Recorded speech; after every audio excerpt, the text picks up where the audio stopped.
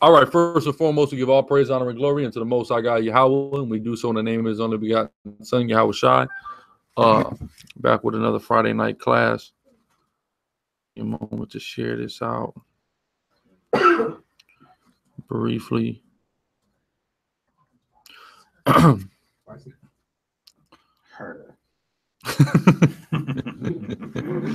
Oh man. So yeah,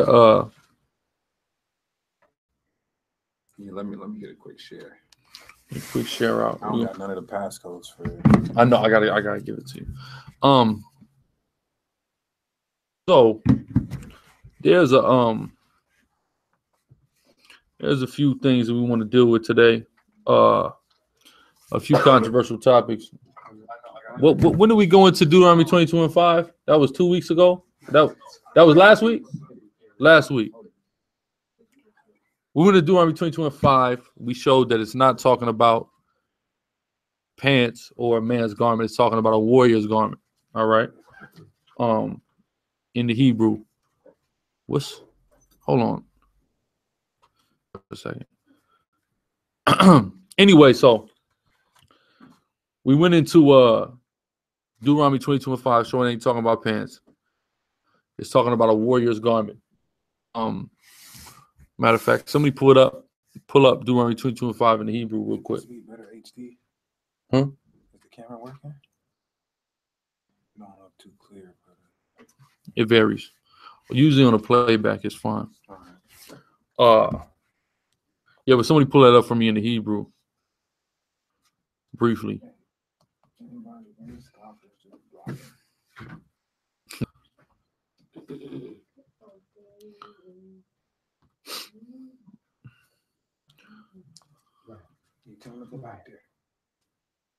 Who got what I need? What did you need? Deuteronomy 22 and 5. I need it in the Hebrew. I don't need it in the Bible. Who got it in the Hebrew? Come on. Let's not everybody get it, right?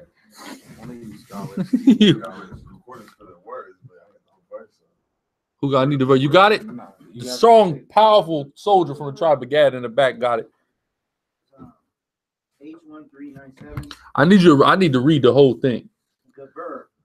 Say it in a real Hebrew. As a matter of fact, let me see it. Let me see it. Bring it up here. It's all right. I got you out. We're gonna raise you up in the Hebrew.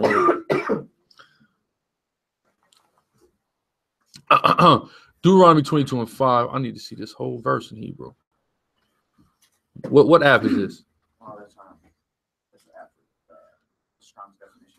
You all right? Take this. I'm gonna just pull it up right here. Who got it for me? There we go. Come on. There we go, Captain. Strong. Can it afford an unplug? All right. How do we?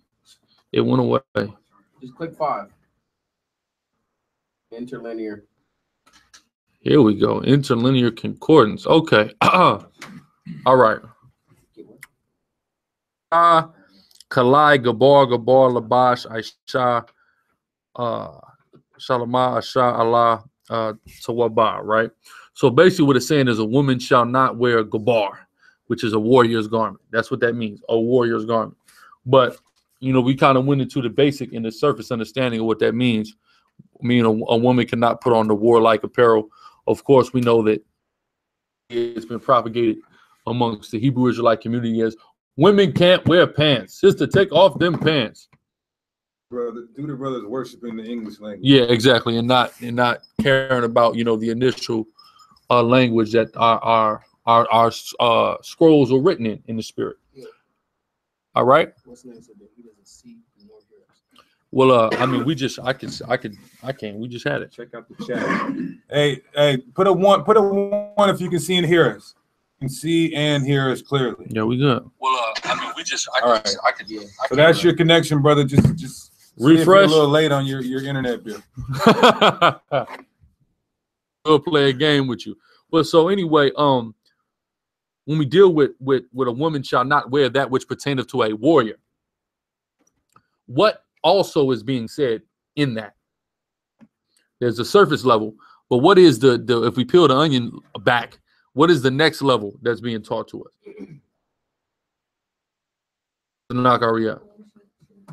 A woman shouldn't go to war. That's it right there. Does not go to war. Right. Did Israelite women go to war? No. The white man created women going to war. You know, the only, I mean, there's maybe examples. Has anybody ever heard of the term Amazon before? Amazon. A female warrior. Was there any such thing as an Amazon? In Libya, they had war women. There's a tribe in Africa called the Dahomey that had warrior women.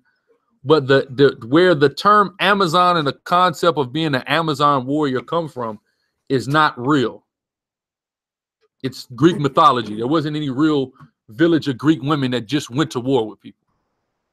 There's no Wonder Woman. I know the Wonder Woman movie came out. Sisters everywhere is idolizing some white girl on their damn Facebook page. But there was no Wonder Woman. Okay, what they got the damn show Cartoon Justice League, my little baby watches, and it's all these Ellis Island and all these just women. First of all, how you get an island of just women? These women come into this island. Right. Who's birthing these women? Where are their fathers? Right? It's fake. That's what it is, Greek mythology. But what it boils down to is, from the Hebraic standpoint, a woman would not go to war. Okay, you read about the women in the Bible. What's one of the first women that come into mind in the Bible from the nation of Israel? Did Deborah go to war? No. She cut her head. Deborah didn't even. Did Deborah cut her head off? No. Of course, Judah cut her head off. Did Judith go to war? Put on her best dress, walked into an encampment of soldiers, got a guy to think he was going to get some, and then cut his head off. They weren't going to war. You see what I'm saying? That was not what was going on. Quran. Who was the I forgot her name, the lady in the tent. She takes the She hit him in the head. That's in the book of Judges, I believe. Jael or something like that. That's not war. You laying up in the bed with this man, tricking him, and then you killing him. That ain't war. That's the woman being using her intuition and her ways, you know what I'm saying, to get a job done. That ain't, she's not on the battle with the front line. We out there, everybody's girded, shields, and she's just out there. You see what I'm saying? That will never happen. That should never happen. Okay? So then you got these people, especially these people in the damn conscious community, talking about the we are suppressing women and things of that nature. A woman's place is not the battlefield. Everybody in the world understands that, but we're wrong when we openly say it. Right? That's pure insanity. We're just telling you the customs and culture of our people. All right. If you and your wife is on the front line, who's got your kids? Can anybody tell me who's watching the kids?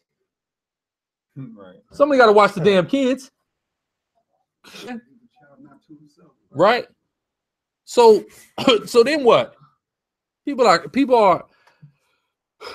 crazy and very unrealistic. You know, these women warriors, a woman, everybody.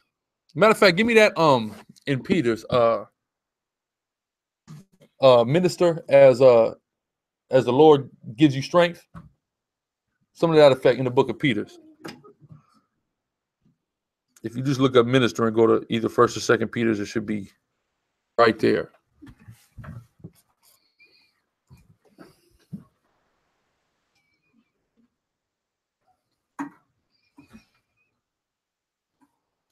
First Timothy. What? 1 Timothy, what does it say? 4 and have received a gift. It's right around here. Oh shit. As every man has received a gift. Any man speak, let us speak. Or boom, 11. Go ahead. Book of 1 Peter, chapter 4, verse 11. If any man speak, let him speak as the oracles of the Most High. Read. If any man minister, any man do what? If any man minister, read. Let him do it as of the ability which the Most High giveth. You do what you have the ability to do that God has blessed you with. Bless women to go to war. He didn't create women to go to war. A woman shouldn't be going to war. All right? A woman has a position that she plays that is a very key position within the nation of Israel, a very key position in every man's home. Ain't that a saying when you somebody go into a man's house and say, what is the house missing? A woman's touch, right? What does that mean? There's a woman that has a place to do some touches in that house. A man don't know what to do with a damn house. Man, I'm going through that right now. This place is missing a woman's touch. Zanakaria. All right. Somebody has to be in that home, doing what pertains to that home. All right. So that would be a woman's place. To say that it's chauvinistic is an ideology that arose during the women's liberation movement. What was the women's liberation movement designed to do? Anybody? Destroy the black family. Right there. That's it, plain and simple. Your grandma, she was at the house. Did she have a problem? Did your grandma complain about being at home? She didn't like doing dishes. She didn't care. And she look at your mama crazy if your mama say anything against what she had going on. Right? But here it is now, all of a sudden, when your mama's born, we ain't in the house no more. I want to go get a job. I want to be this. I want to be that. When you have a better and more important place to play, now granted, we're in a certain captivity, so a woman may have to work. Right. But of course, her first place is not like you will get with a woman. She got this job and it's assistant. Quit your damn job. I don't know. I mean, you might got it like that. I don't know. Majority of brothers, we ain't got it like that. Economic resources here to the best of our ability. But essentially, that's also what Deuteronomy 2:22-5 is teaching us. Not only should a woman not wear a warrior's garment, that you shouldn't step in the shoes of somebody. It's also a figurative. And also says a man should not do what a woman does, or a warrior should not do what a woman does. So there's a difference between the two. And it is emphasizing the differentiation of man and woman, and of course, of warrior and woman. A woman is not a warrior. Right. All right. There is no Hebrew Israelite Zena. All right. Even if your mother named you Zena, you're not the warrior princess. All right. You're just a princess. Just be that.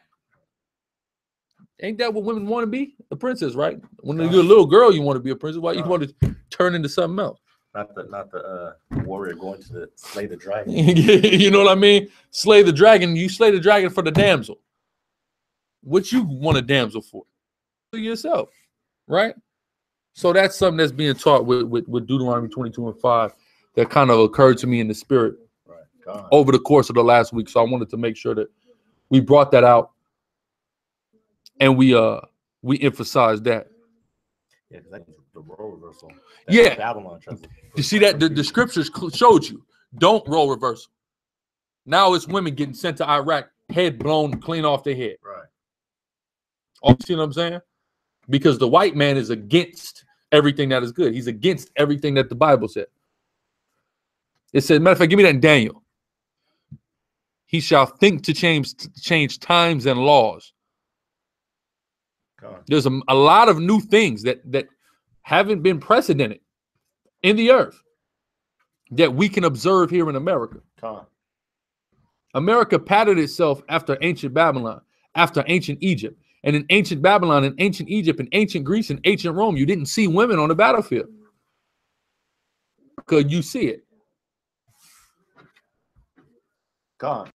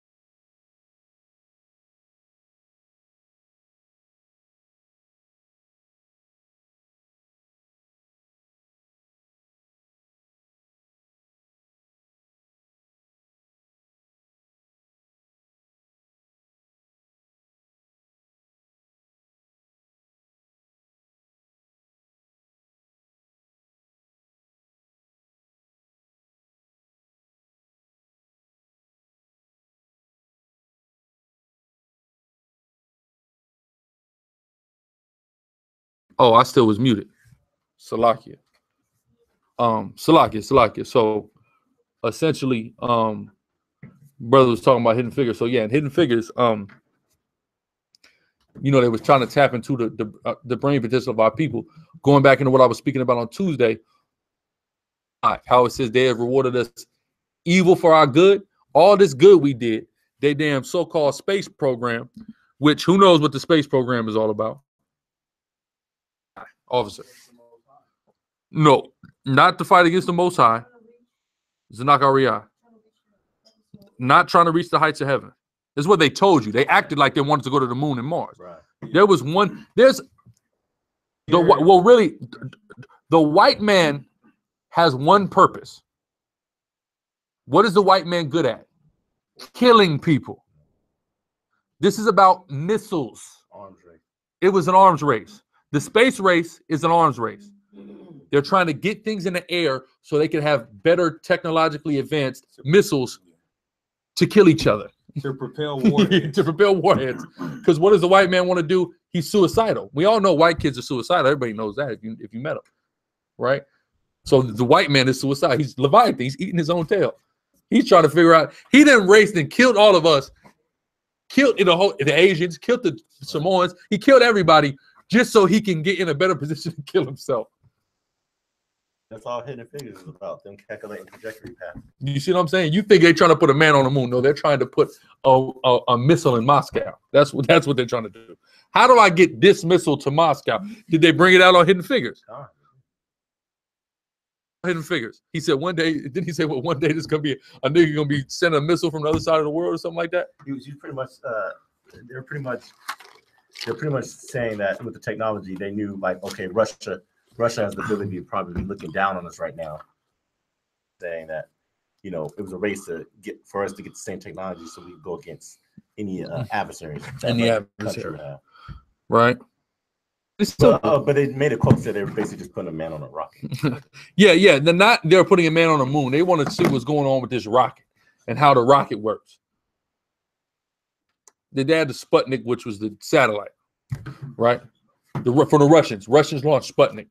So the Russians, which always won up, and the Russians have always won up America in weaponry.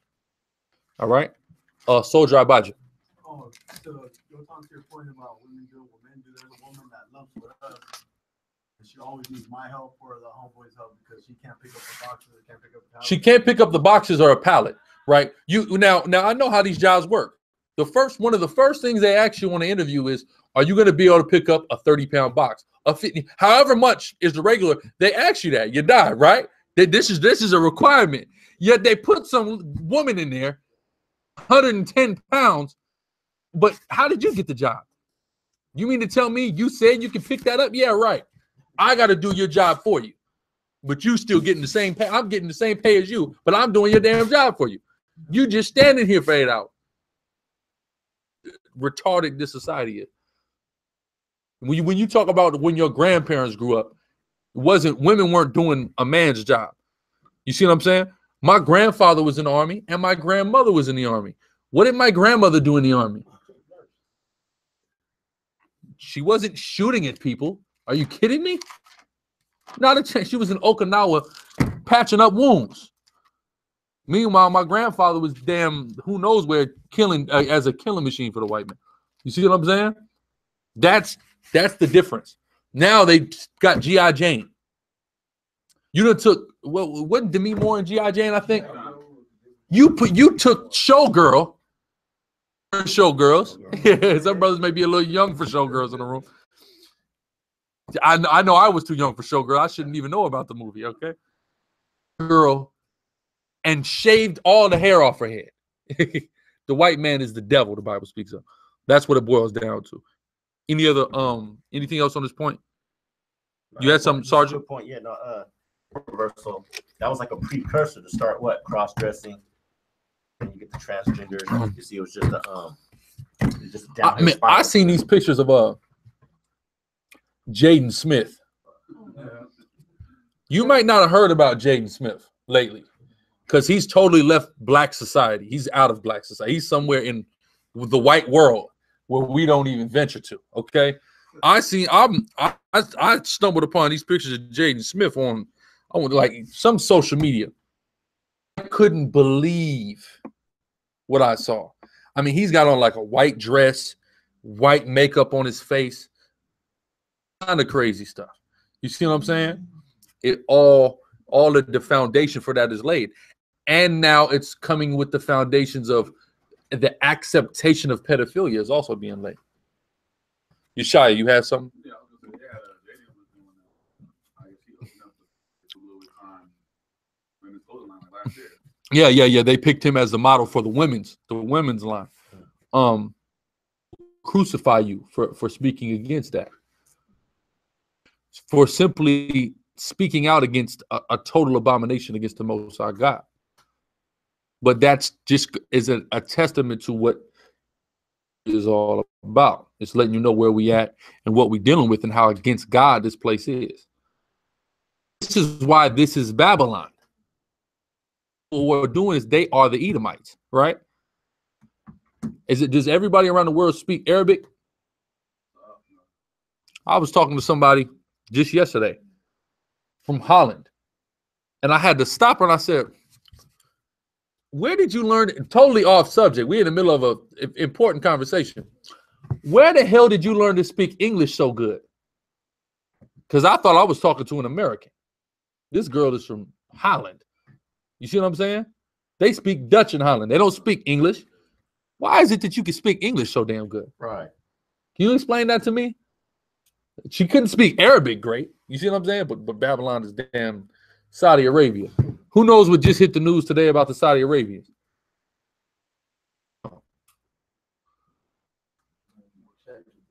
See, I thought you sent me the article. You didn't send me the article, though. Israel, no, nothing to do with oil. Saudi Arabia needs help. Who's offering the help? Saudi Arabia. Israel, Saudi Arabia was Babylon, the glory of King. America don't need help. Right. When do America need help? America helps people. Saudi Arabia needs help from Israel, right? But Saudi Arabia is, the rise of Saudi. It's coming. It's coming, guys. Coming back into power. The Saudis are coming. When the hell was a Saudi Arabian in power? And guess what? A lot of them Saudis got Jewish granddaddies. They don't tell you that. Like, well, their grandfather's a white man. So, all right. Hey, you're right about some of them. Okay, but you had someone on the comment board or something about it? No. All right. We'll move on. Someone did comment about Jaden Smith. his sister. They said that they be having her dressed like a little boy. Yeah, because the white man is a devil, so they illustrated relationship of Will Smith and Jada Pinkett Smith. Illustrated relationship. They're in what's their religion? Scientology. Their religion is Scientology.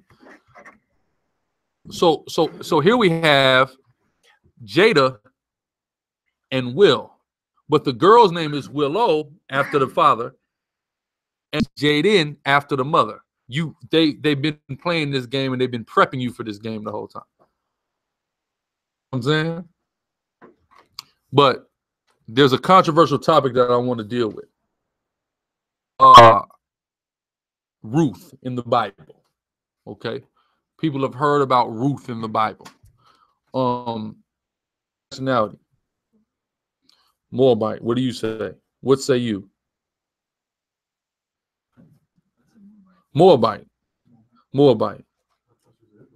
Israelite. Moabite. Israelite. Zahab. Moabite. Moab. Boreal. Well, his brother. The Bible says Moabite. Plain. Some brothers have gone into the book of Ruth and attempted to substantiate that she is an Israelite. This has been something that's been going around Israel for a couple of years. As far as myself and the deacon, we ain't really ever gone into it. We've heard arguments on both sides. We've kind of been on the fence about it. That's why you've never seen a camp produce a video about what is Ruth. We ain't gonna produce a video on something until we felt like we figured it out and we're comfortable enough with bringing it out because we have an understanding on something. So we've never done one on Ruth. Through the spirit and power of Yahweh Shem Yahushai, we were able to receive the understanding about Ruth. There are some very key points in the book of Ruth that disqualify the possibility of her being an Israelite. All right. So I want to go over these key points briefly. Okay. Let's go to Ruth 4 and the 10th verse. But young brother had brought it out. Young brother who had brought it out actually out of True Nation brought some things to a lot of people's attention in regards to it. So I'm not going to go through a whole in-depth breakdown on it. They went through a pretty good and thorough in-depth breakdown through the spirit on it. I just want to hit the 5 points that these are just the KO punches. She can't be an Israelite. So we're gonna go there. 4 and 10. Chapter 4, verse 10. Everybody listen up. Go ahead. Moreover, Ruth, the Moabitess, the wife of Mahlon. All right, Ruth the Moabite. So the Bible's calling her a Moabitess. Read. Have I purchased to be my wife? Okay. What did we notice there? She was bought. Leviticus 25 and 44. She was bought. Can you buy a sister? Of course not. I'll tell you who you. Let's say you said what? Being bought as a slave to somebody. She's being bought from one Israelite. She's a transaction from one Israelite to another, right? Officer. Exactly. We're gonna prove it. Go ahead. Leviticus 25 and 44. Both thy bondmen and thy bondmaids shall be of the heathen. Shall be of what? Of the heathen. Go ahead. That are round about you. Of them. Is Moab a heathen that's round about us? They right at our border. Go ahead. Of them shall ye buy. Shall you what? Shall ye buy. So he bought this girl. You shall buy, according to the law, the heathen. Like, go ahead. Bondmen and bondmaids. Bondmen and bondmaids. All right, so that's that there. That's one of the knockout blows right there. That's like the when the white boy got. Boy, that was that first uppercut that hit the white boy on Tuesday. Now watch this. Skip to verse. Or just skip to verse 16 and you hold Genesis and start at the top. 16. Yeah, go to 16, Captain. Go ahead. Ruth 4 and 16. And Naomi took the child. Naomi. Who is Naomi in this story? The mother-in-law whose sons died, married to one of them sons, right? Go ahead. It says, and Naomi took the child and laid it in her bosom. Did what? And laid it in her bosom. Laid it in her bosom. Go ahead. And became nurse unto it. Keep going to 17. Verse 17. And the woman, her neighbor, gave it a name, saying, there is a son born to Naomi. Wait, who is there a son born to? There is a son born to Naomi. But Ruth had the baby. What happened? Read it again. And the woman, her neighbors, gave it a name, saying, there is a son born to Naomi. There is a son born to Naomi. So we read about Ruth. We read about her giving birth. And then the Bible stops talking about her. Right here in this, it's not about her anymore. The baby was immediately given to its grandmother. Why? Because she's not an Israelite. Give me Genesis 30. Start at 1, read to 3. There's only time where you see a woman physically give birth to a baby and the baby not be called hers is when she's a concubine.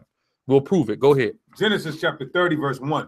And when Rachel saw that she bare Jacob no children, Rachel envied her sister and said unto Jacob, or else I die. She said, give me children. Rachel demanded Jacob gave her children. What was the problem with that? Who knows the problem with that? She's demanding children from this man, but why can't she have children?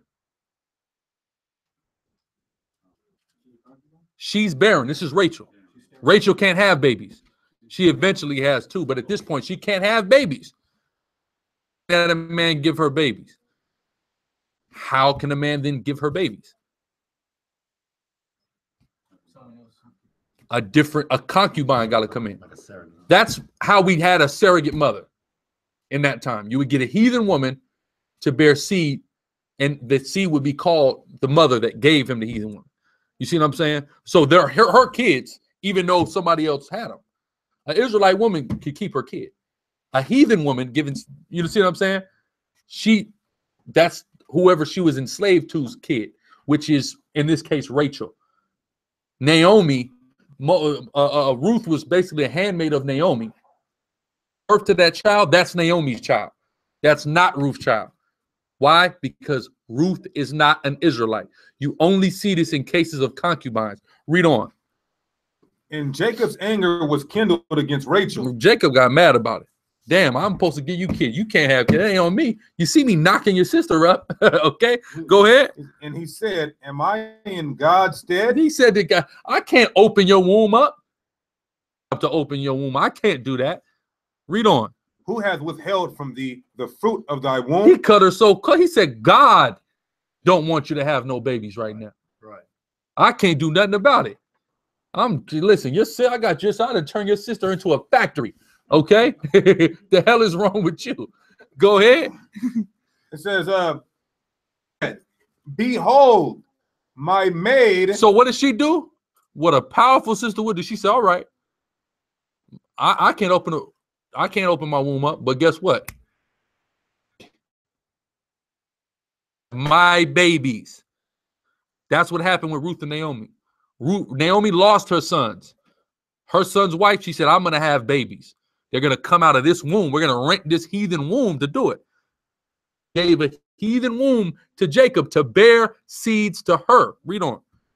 And she said, behold, my maid Bilhah, go in unto her. He said, what? She said, do what? Go in unto her. She said, you knock this girl up. She shall bear upon my knee. Upon what? Upon my knee. And this was a figure of speech. For her maid to bear upon her knees, meaning those kids would be her kids, though they come out of her womb. That's the exact case that happened in the book of Ruth. Ruth was essentially a surrogate mother. And only a concubine could be a surrogate mother. You wouldn't treat an Israelite woman as a surrogate mother. She has a right to her kids. Have rights to her kids in that instance. A heathen does, who's a handmaid or a slave. A slave don't have rights. You see what I'm saying? Do you have rights to your kids in this country? You sure don't, because CPS will come and take them, showing you don't have any damn rights. Okay? So it ain't no different. This is how societies operate. Go ahead. It says that I may also have children by her. By what? She said, Rachel said, I'm going to have children by her. Right. Naomi had children by her. Who is the her? Ruth. That's what the book of Ruth is about. The book of Ruth is not about Ruth. The book of Ruth is about Naomi. It's about Obed. It's about Jesse. And ultimately, it's about the Davidic line and the Messianic line. David, Solomon, Yahushua. That's what it's about. It's about Ruth. Ruth is a subjugated slave girl in the whole book. She's nothing but that in the whole book. Everybody's like, oh, she's an Israelite. She's a slave woman. Right. Read the book. Somebody said, what is the Hebrew word for purchase in Ruth 4:10? The same word the same word for purchase in Leviticus or buy in Leviticus 25 and 44. Yeah, there you go. It's the same word. That's why we precepted it with that. Plain and simple. So how do you?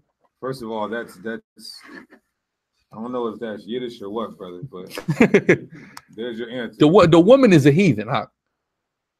Just like the Bible says. She's a Moabite, just like the Bible says she's a Moabite. They gave a breakdown when she was giving the handmaids. Yeah, the concubines to have the babies. That's the only way. How else is that Naomi's baby? Naomi ain't had a baby. Naomi probably was menopausal. She couldn't have no baby.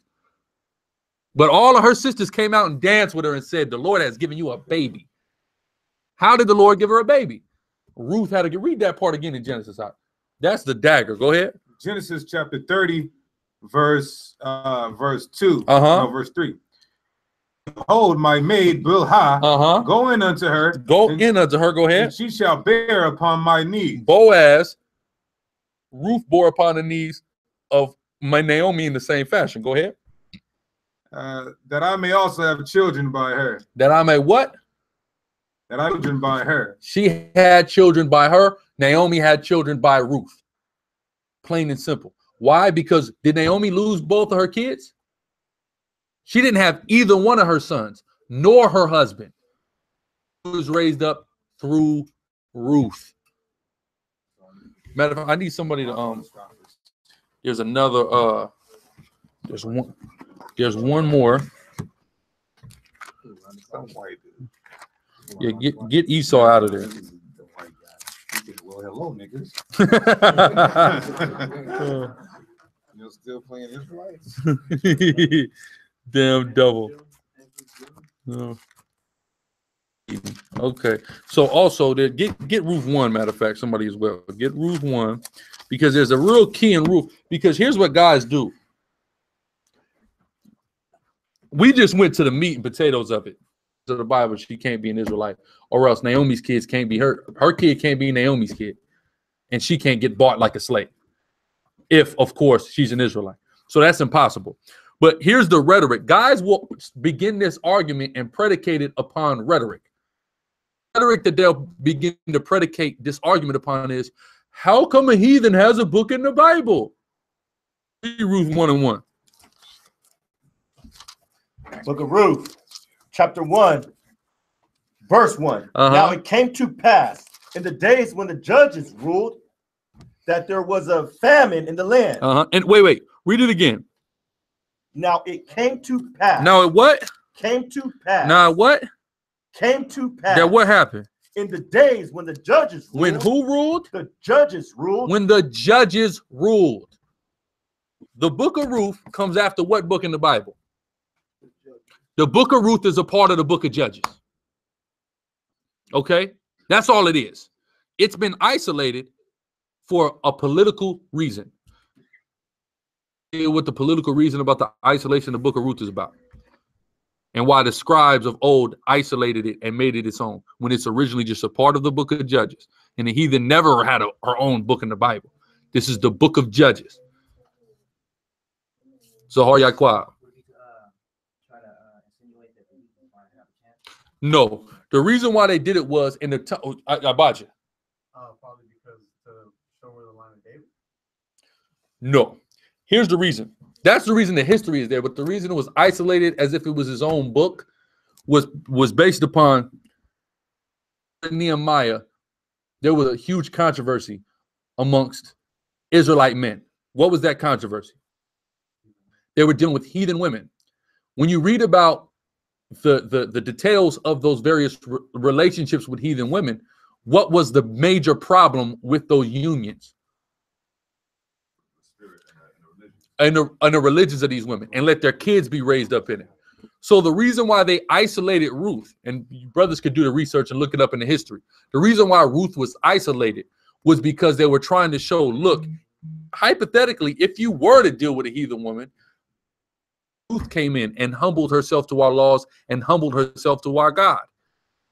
What y'all niggas is doing, y'all letting this Asian girl and the white girl and the Hamite girl run roughshod.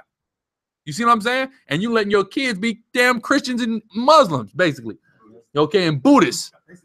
If you're going to do it and you did it like this, it may not be so much opposition. But you niggas is letting your kids become damn heathens, man. And that's how the Gentile process began, going back to that time, which, of course, was in part the precursor to what we see in Paul's missions in the New Testament. But essentially, that's the point. This is just a part of the book of Judges that was isolated to cut certain of the priests and certain of the Israelite men in the time of Ezra and Nehemiah. This is just a part of the book. A heathen don't have her own book in the Bible. And again, this whole story is more so about Naomi, and it's more so about the Davidic line than it is about, okay? Because as you see, after Ruth bears the seed, it's Naomi. It's the Naomi show. All right. When Ruth, matter of fact, it says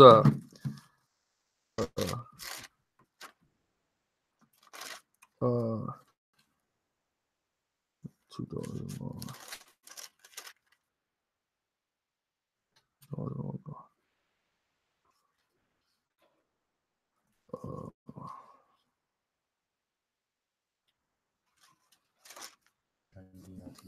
Yeah, read 10. Book of Ruth, chapter 1, verse 10. And they said unto her, surely we will return with thee unto thy people. Unto what? Thy people. You can't go anywhere and show where an Israelite told another Israelite, go to thy people. You can't do it. Because the argument is that guys are trying to bring is that she was a Reubenite, right? Here's the issue. A Reubenite and a Judite are the same people. They didn't say go back to thy tribe. It said go back to thy go back to thy people. Because they were two different people. They were two manner of people, Moabite and Israelite, right? There's another key. Verse 4, chapter 1, verse 4. Boom. Yeah, read that. It's like that's beautiful, beautiful. There's one, the first chapter and that last chapter, that's where all the key hits are at to make you clearly understand it. Because brothers is really trying to make this into you got to do a lot of work to turn Ruth into an Israelite. I mean, say a woman of Moab or a Moabite woman. Granted, we lived in certain places and that happened later in time, but this early in our history, that was not something that's prominent. Right? So read that. Book of Ruth, chapter 1, verse 4. And they took them wives of the women of Moab. Of Moab, not the women of Reuben. They try to say that this means Reuben. No, the women of Reuben are never called the women of Moab. Right. Saying this is because during the conquest of Canaan, when we went and took the land in the book of Joshua, right? The Reubenites took the plains of Moab. But here's the thing. It's Reuben's land is never referred to as the plains of Moab after they conquer it.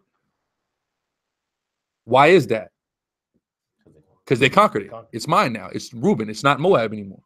Plains of Moab are different from what this says, because this says, read verse 1 again. Book of Ruth, chapter 1, verse 1. Now it came to pass in the days when the judges ruled. In the days when the judges ruled, go ahead. That there was a famine in the land. And Bethlehem, Judah, went to sojourn in the country of Moab. In the what? Country of Moab. Not the plains of Moab that Reuben conquered. The country of Moab. You look these things up in the Bible, you'll understand these are different places. All right? You're thinking nowadays, when you think the country is America, no, the country is a certain type of land and terrain that was possessed by a certain people, same as plains are. In this country, you have mountains. In this country, you have plains. In this country, you have shore and things of that nature. All right? If something was in the shores of Israel, that was at the shore. That didn't mean Jerusalem. That wasn't in the mountains. That wasn't in the plains. So when you read plains, country, shore, it's talking about a different aspect of the land allotted to whatever people is referring to. So all the Reubenites took was the plains that pertained to Moab, that after they took it no longer pertained to Moab and were never mentioned again as being the land of Moab, were only referred to as the land of Reuben. Therefore, what? That doesn't work. Right? Right.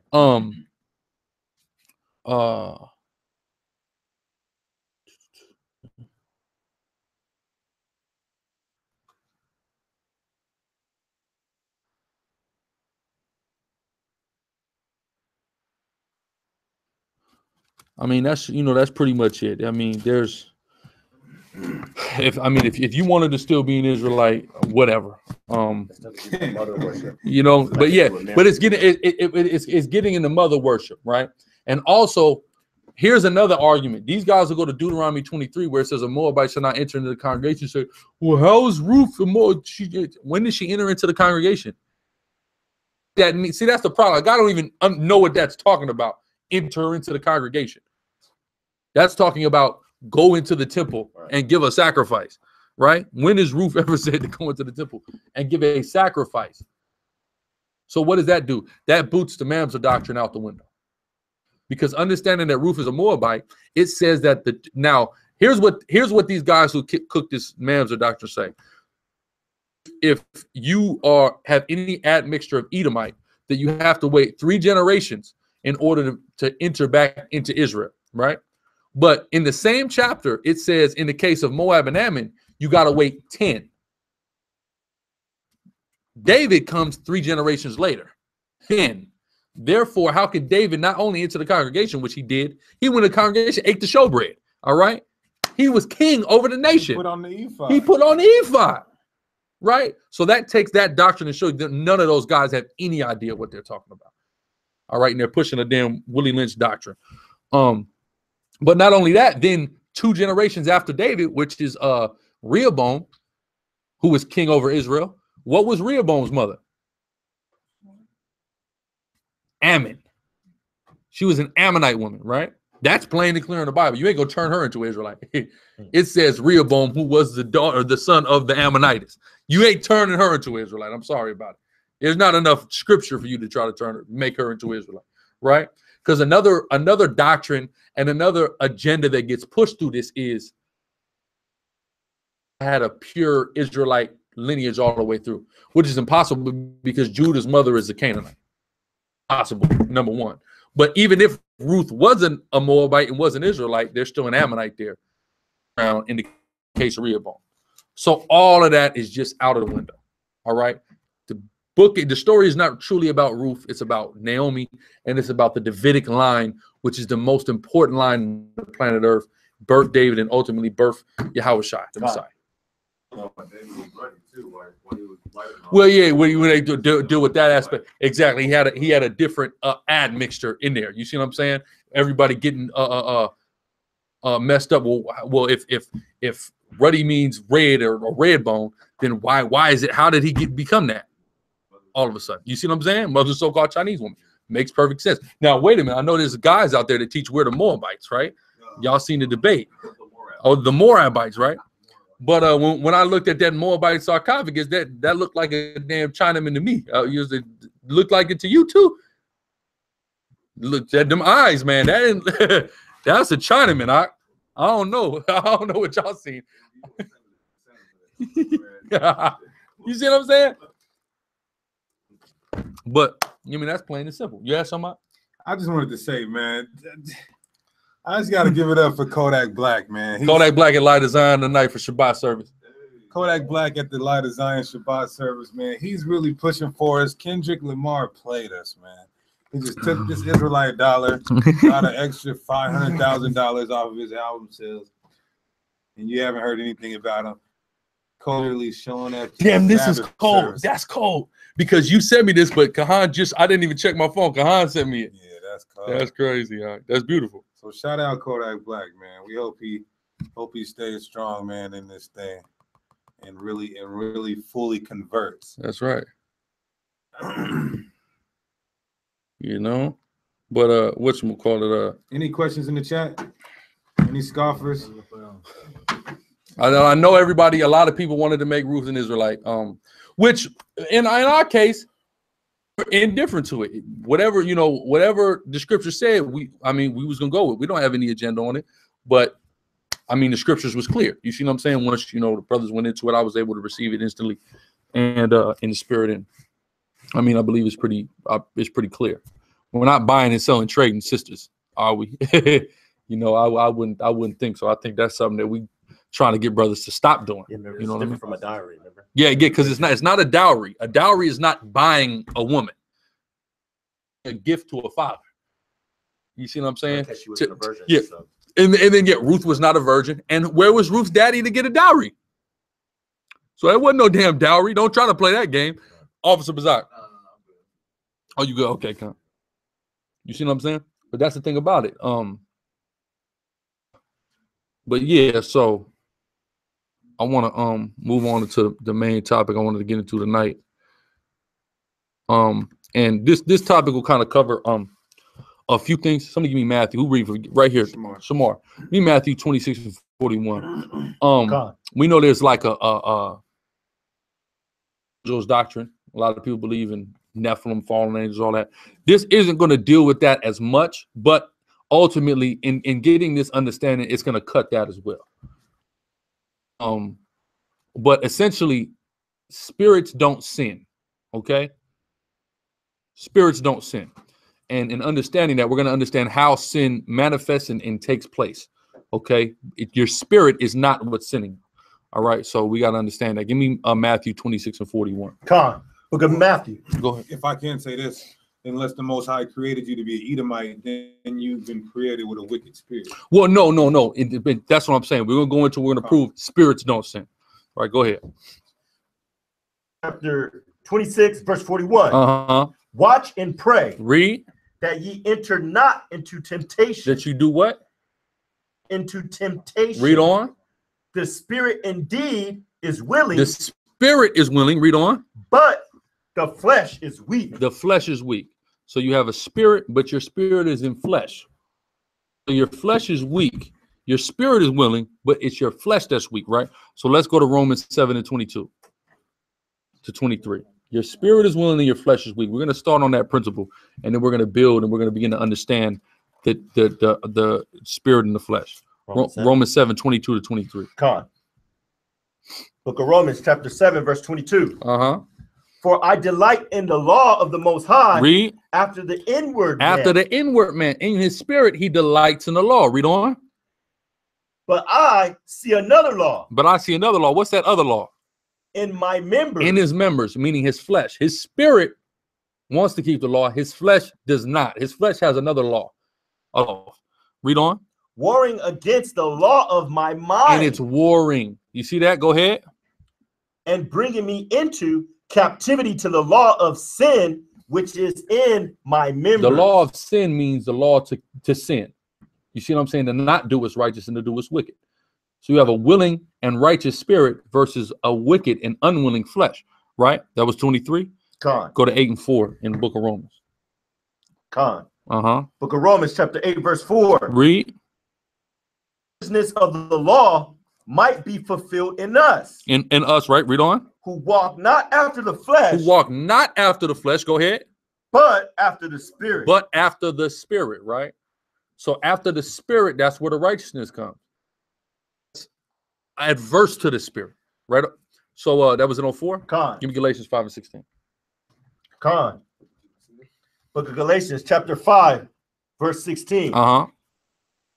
Then walk in the spirit, and ye shall not fulfill the lust of the flesh. So as we see over and over in the Bible, we're told to follow our spirit. Our spirit is willing. Our spirit is righteous.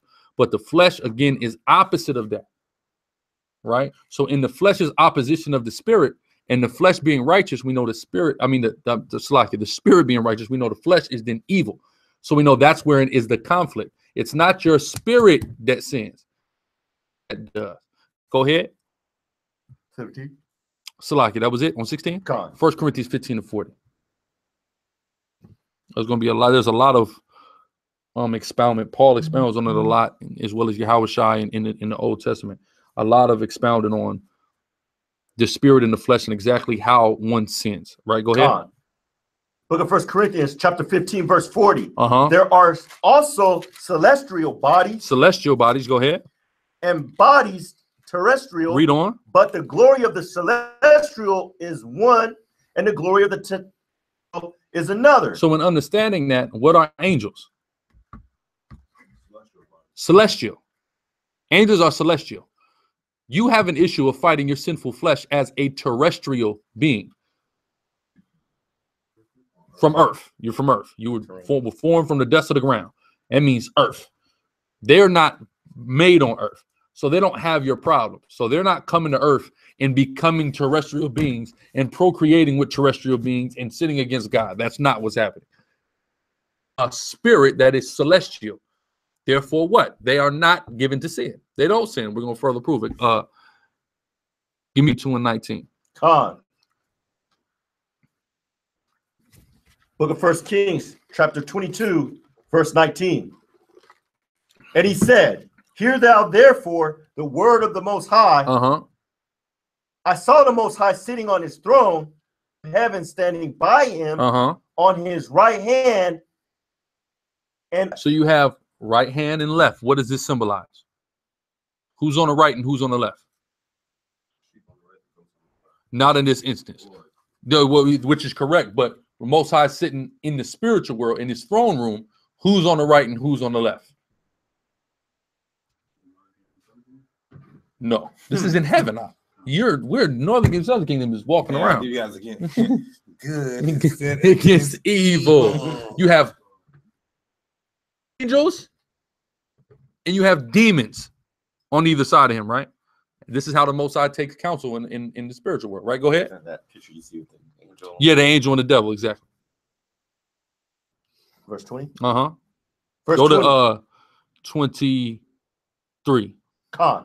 Verse 20. Uh-huh. And the Most High said, who shall persuade Ahab that he may go up Ramoth Gilead? Yahweh has a purpose. His purpose is Ahab needs to die. Finish it. And one said unto his manner, and another said on that manner. So, wants Ahab to die. He's asking the demons and he's asking the angels. How are we going to accomplish Ahab dying? One puts his hand up. Yahweh, we're going to do this. The other, Yahweh, we're going to do this, right? Go ahead. And there came forth the spirit. Here comes the spirit. Read on. And stood before the Most High and said, I will persuade him. And the Most High said unto him, wherewith? And he said, I will go forth. Be a lying spirit. So what does that let you know? If he's a lying spirit, he's a demon. He's coming to deceive people. That's not a righteous spirit. Right. But though he has an evil purpose, what is he doing here? Yeah, how he's saying, Yahweh, let me do it. I'll do it like this. And what does he have to wait for? Permission. So he's an evil spirit, but he doesn't sin. But the Most High tells him to do. Bazak Bariyah. In Job, here comes Satan. Look, this dude Job. This dude Job. All right, well, you can do this and that. Don't kill him. You see what I'm saying? Bring hell to him, but don't kill him. Spirits are obedient to the word of the Most High. Right. As a spirit. Go ahead. And I will meaning there's not a fallen angel that's just disobeying the Most High and knocking women up on earth. Go ahead. Right. And I will be a lying spirit in the mouth of all his prophets. Mm-hmm. So he's a spirit of false prophecy. Right? Go ahead. And he said, thou shalt persuade him and prevail also, go forth and do so. He said, thou shalt. Yes, you can go now. Hurry up. Approval of Yahweh before he moved. Right. Right? Showing you what? Them spirits don't sin. Them spirits do what they're told. Right. Right? Go ahead. Yes. Psalms chapter 78, verse 49. That's what I was looking for. Go ahead. He cast upon them the fierceness of his anger, wrath, and indignation and trouble by sending evil angels among them. He sent them. The evil angels don't come to earth and start knocking stuff up. All right. That's not how an evil angel comes by the will of the Most High and at the command. Right. Yeah. And the charge goes to Satan, and then Satan sends a charge out to the evil angel. That's right. The demons. Right. Go ahead. Verse 23. You want 23, right? To 23. Con. Now therefore, behold, the Most High have put a lying spirit in the mouth of all these thy prophets. So these are false prophets. And what? The deceived and the deceiver are his. Right. He sent the deceiver. Who is the deceiver? This evil spirit. Most High have spoken evil concerning thee. He's spoken evil concerning thee. So now let's go to real quick. Go ahead. I must bring this out. 1 Samuel 16. Sin, right? Okay. So we're gonna prove that. Because what's sin, everybody? Okay. Psalms chapter 103, verse 20. Bless the Lord, ye his angels that excel in his strength, that do his commandments. The angels do his commandments. Orders. He command. See, they're not on the earth. They're not, the spirits are not Israelites. You have to not eat pork. A spirit is not worried about the dietary law. He don't eat. You see what I'm saying? He's worried about getting commandments, meaning the Most High commands him to do something. he does it. You see what I'm saying? We got the Torah. They got whatever the Most High tells you to do, go do it. You see what I'm saying? Go ahead. Or that was it on that? Yeah, just like calamities and everything that all the curses that came upon Israel. It's like, you know, the Most High says, I, the Lord, has done this. Well, how do you do it? Yeah, he do it through spiritual, sending spirits for us to lose certain battles and things like that. Right? So go ahead. Start from top. 16 and 15. Book of 1 Samuel, chapter 16, verse 15. Read on. And Saul's servants said unto him, Behold, now an evil spirit from the Most High troubleth thee. From who? From the Most High. The evil spirit came from the Most High and troubled Saul. Read on. Lord, now command thy servants, which are before thee, to seek out a man. That's all I needed was 15. Oh, sorry. Come on. Give me Genesis 2 and 7 now. So now we've substantiated that you got a spirit and you got flesh. Spirit does as it's told by the Most High. Flesh is contrary to the Most High. Yeah. Right? You said what? When you get into the flesh, so we're going to bring out the everlasting change. Oh, yeah. Oh, God, that's beautiful. That's beautiful. Beautiful precept. So the flesh is what is contrary and weak, but there is a neutral party. It's like a proton and a neutron. I mean, a proton and an electron. The proton is your spirit. The electron, which is negative, is your flesh. There is a neutron that's involved, though. We're going to read about it right now. Go ahead. Book of Genesis, chapter 2, verse 7. Power formed man of the dust of the ground. Made him terrestrial. Read on. And breathed into his nostrils the breath of life. Gave him spirit, right? Go ahead. And man became a living soul. And became what? A living soul. That's the neutron. A soul. When your spirit and your flesh enter, you now have a soul. You have a soul now. And this is where the war between flesh and spirit take place in your soul, which is also known as what? No, the spirit and the soul is different. There's a war that goes on in your soul, which we know nowadays is what? And mind, but there's another word I'm looking for. Your what? Conscience. You have a conscience. You know what's right and wrong. Your spirit is saying, do what's right. Your flesh is saying, do what's wrong. That's going on in your mind, or in your conscience is talking to you. Your soul is your consciousness. That's what it is. It's your consciousness, right? So go ahead. Oh, that was Genesis 27. Salaki, these damn things is popping up. Give me. You had some Azan?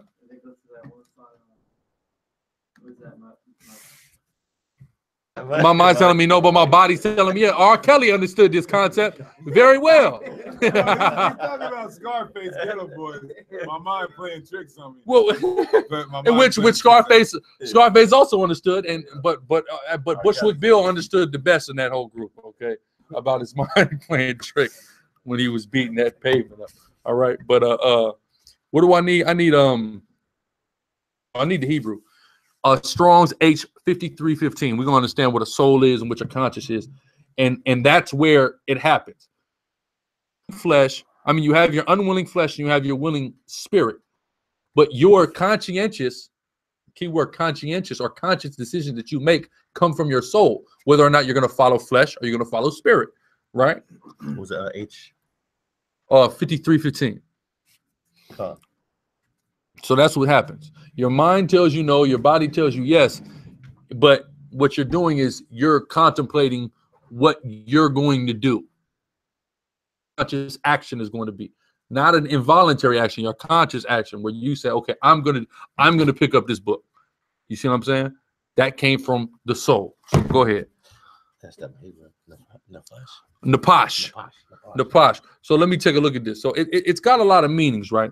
So it means soul, yourself, right? Your life, creature, person, appetite, mind, living being, desire, emotion, or passion.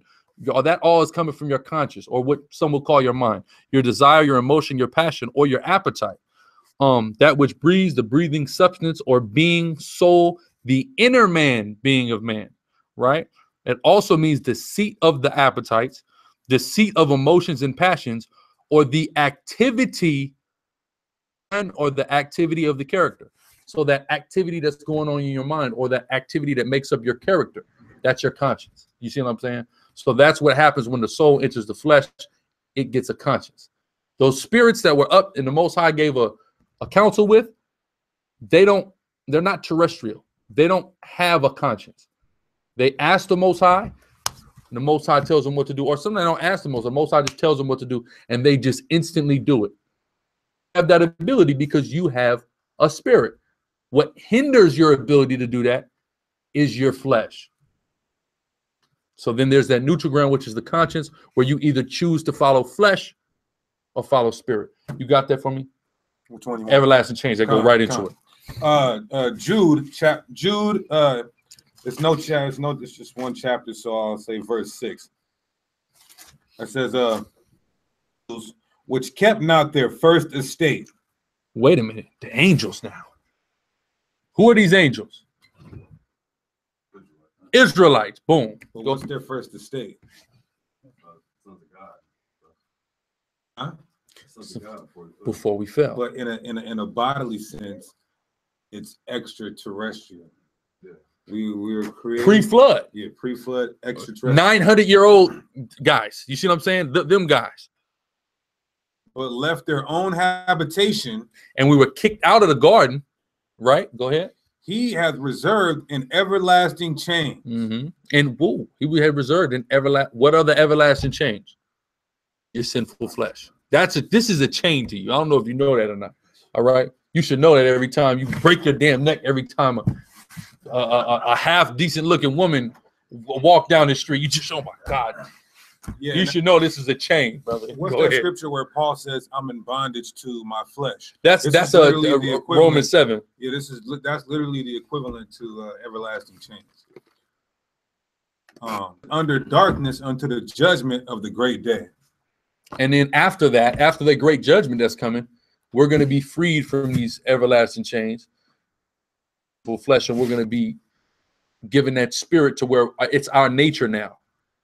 That's what the new covenant is about, right? So let me get give me Strong's G 5590, because the Greek word for soul also shed some more light on it as well.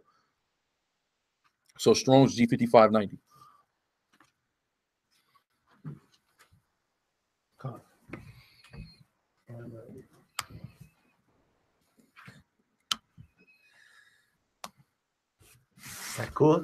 Psyche.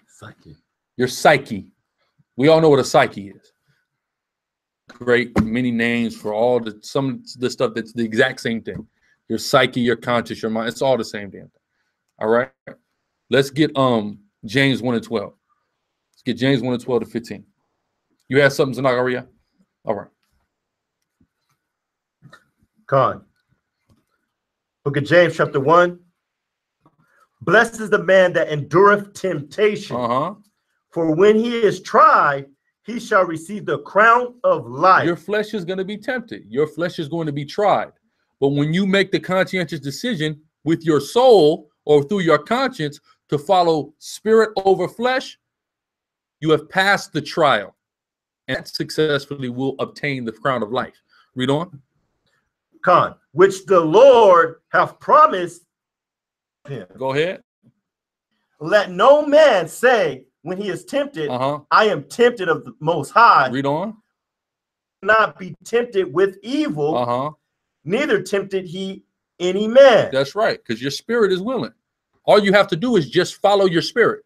You just have to make the decision to follow spirit. If you don't, that's your own damn fault. You played yourself. You tempted yourself. You played a game with yourself. You see what I'm saying? And we know that. And our people, our brothers, do this all the time. You know damn good and well you shouldn't be doing something, and you just do it anyway. That's the life of a Black and Hispanic man, right? You know you should have went to school, right? But you're just on the block hanging out. You see what I'm saying? That got you nothing. But you said, I just didn't want to go to school. I know I should have went, but I just didn't want to go. Right? Go ahead. That's how we live our lives. You tempted yourself. You woke up, you didn't want to go. Wasn't no real temptation. You invented temptation. right? Go ahead. Verse 14. But every man is tempted when he is drawn away of his own lust. Of his own lust. That's where your flesh is at. Your flesh draws you away.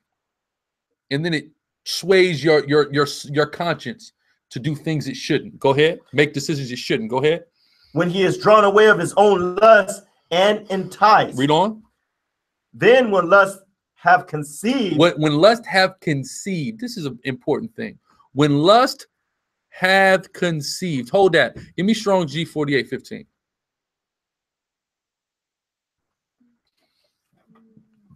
Let's talk about lust conceiving. What does that mean when lust has conceived?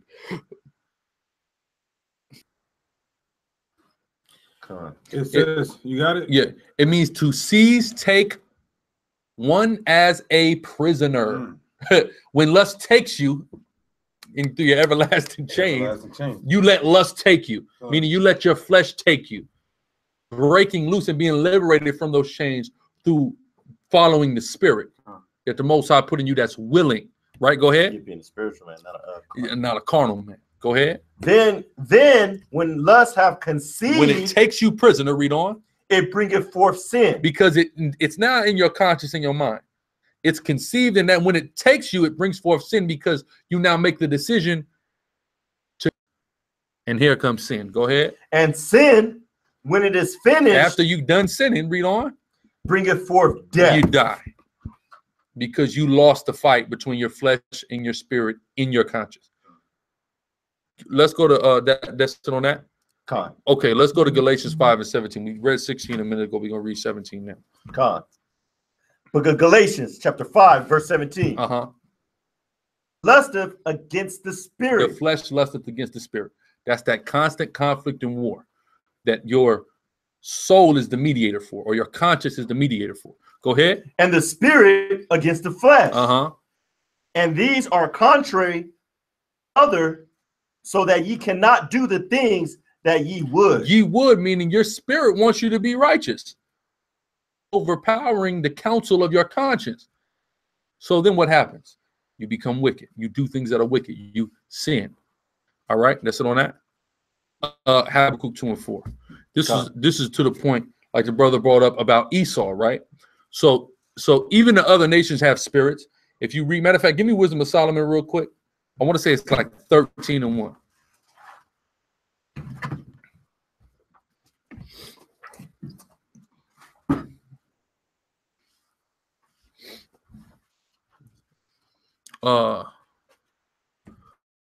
That isn't it. Maybe it's not 12. I know it's not 12. What's the the Holy Spirit being in all things. Right there, 12 and 1. It's 12 and 1, Salaki. God. It's Wisdom of Solomon, chapter 12, verse 1. For thine incorruptible spirit is in all things. Thy incorruptible spirit is in all things, right? Nothing can be living if it doesn't have the incorruptible spirit of the Most High in it. Right. But read Habakkuk 2 and 4. Okay. Book of Habakkuk. All things, Doc. 2 verse 4. Behold, his soul which is lifted up. His soul, read. Is not upright in him. That's what Esau and the other nations. Their soul, their conscience is crooked. Right. We got a neutral conscience that will, we could go one way or the other. They got a crooked conscience. Their whole life is about hedonism and following the flesh. Right. Right. We, the Most High, has programmed us to have a spirit that, we make different choices, and many of us fall and make the wrong choices. But the will to actually want to make the right choices is there. They don't have that will. Their will is to be evil. All right, and we can see that every day in their works. Right. So go ahead. Right. If you're a Jake, what do your parents always used to tell you? That you know better. Yeah, you know better. You know better. Kind exactly. Behold, spirit. Behold, his soul which is lifted up is not upright in him, but the just shall live by his faith. And by living by faith, you living totally by the Spirit. Faith is not established by any fleshly standards. It's only established through a spiritual standard, right? God. So let's go to 2 Corinthians 10 and 5. Book of 2 Corinthians, chapter 10, verse 5. Casting down imagination. Read on. And every high thing that exalted itself against the knowledge of the Most High. Wait a minute. Where you imagine things? In your conscious, right? Go ahead.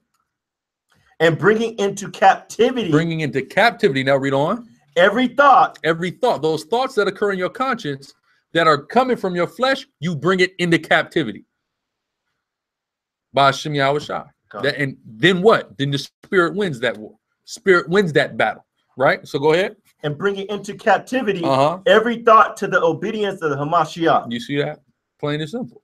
When those thoughts come that your spirit gives you into your conscience, your job is to bring that and subdue that thought by Hashem Yahushua through your spirit, through the Holy Spirit that's in you. And then by doing that again, you win the battle, you win the war. You transcend your flesh through your spirit. All right? Because your spirit is willing to be righteous all the time. It's your flesh that has another plan and other ideas. Plain and simple. All right? So that's why we did that video a while back. Sin starts in the mind. Boom. Starts right there in the mind. That was a beautiful video. Starts in the mind. It all starts in the mind. Your flesh draws yourself back through being just weak. You understand what I'm saying? So yeah, that's go ahead. That one, whenever they came to camp, he kept saying, "The law is weak. The law is no, your flesh. You're calling the law weak, but you can't keep it. If the law is so weak, how come you can't keep the law? How come you're having such a hard time from putting a razor on your damn face when it's tearing your face up and giving you razor bumps? You got a hard time giving yourself razor bumps. That's insane. Right? But I'm crazy. And the law is just weak. No, you're weak. All right? As we all are. Right? That's it on that? What you got? You have somebody? We could do it. We could do a Q&A. Yeah, let's just go. You want to do this all Israel? It's just a couple scriptures. Okay. Go ahead. Get down. Cap, give me Romans 9 and 6. And then pull it up. I want Shamar, Sergeant, give me the Romans 9 and 6 in the ISV version. The sergeant is a translator. That's right. He deals with that. He's a modern day text translator. All right. He deals with different versions of the text, exegetical text. Okay? Oh, you know what? We got to go into that.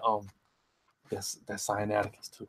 We'll go into that real quick too, because that's quick. We're gonna deal with this this spiritual Israelite thing, dealing with the replacement theology, basically how the church wants to say that they could be grafted into being Israel. There is no more nation of Israel. There is only just spiritual Israel. And the main scripture that they go to is Romans 9 and 6. So let's just deal with that real quick. Go ahead, Art. Book of Romans chapter 9 verse 6.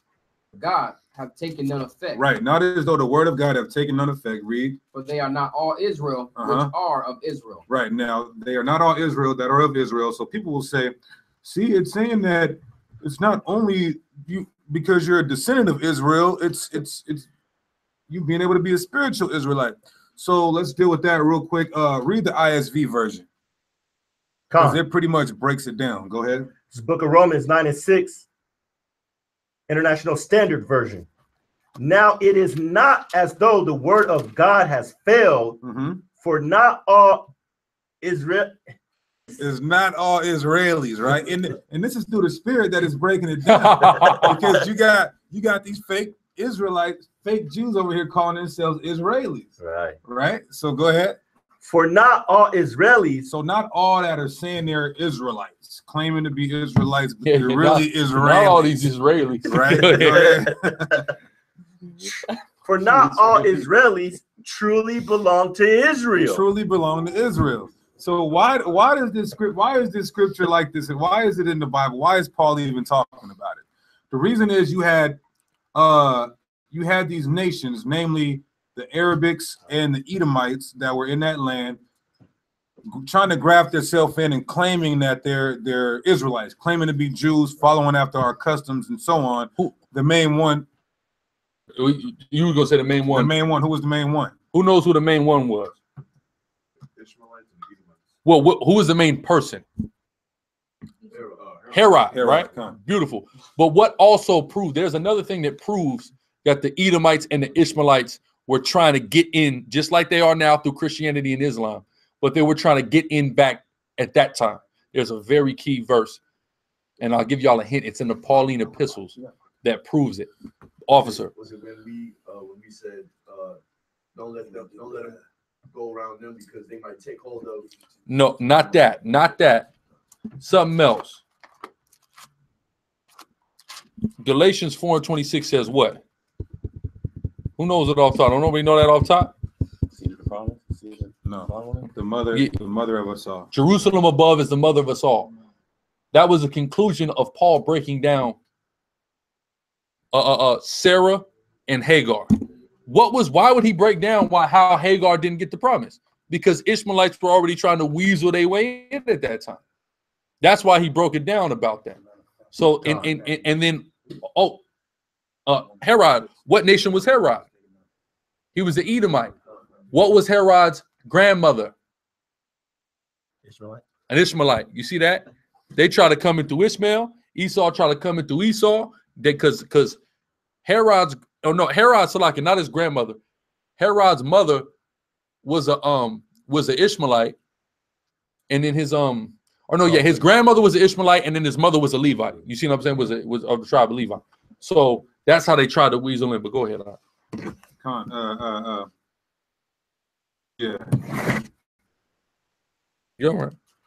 Let me send this out real quick.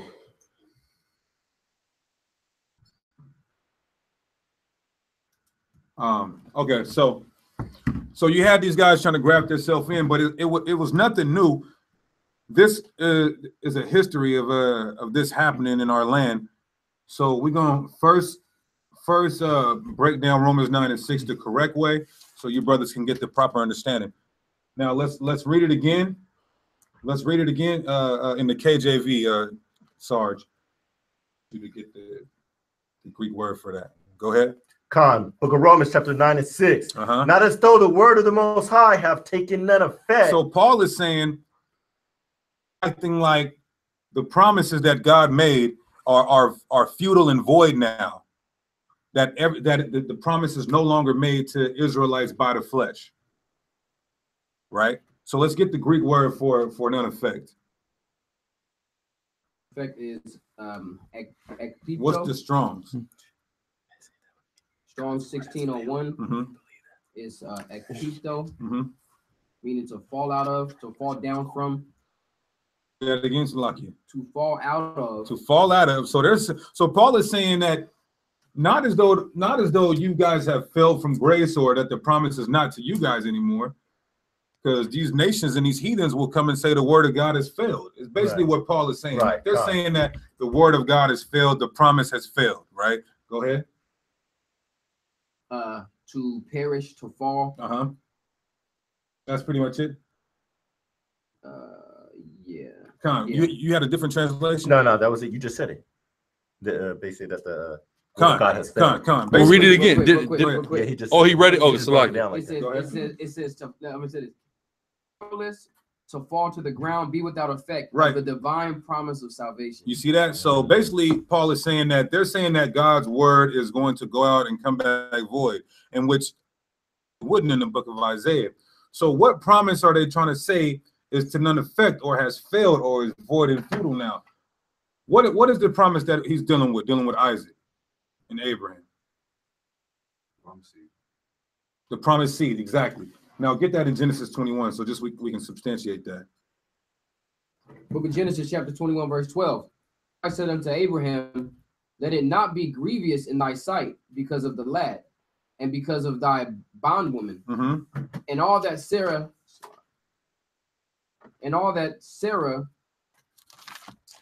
has said unto thee, hearken unto her voice, for in Isaac shall thy seed be called. Right, in Isaac shall thy seed be called, or seed be reckoned, meaning the children of the promise are only going to come through Isaac. All right.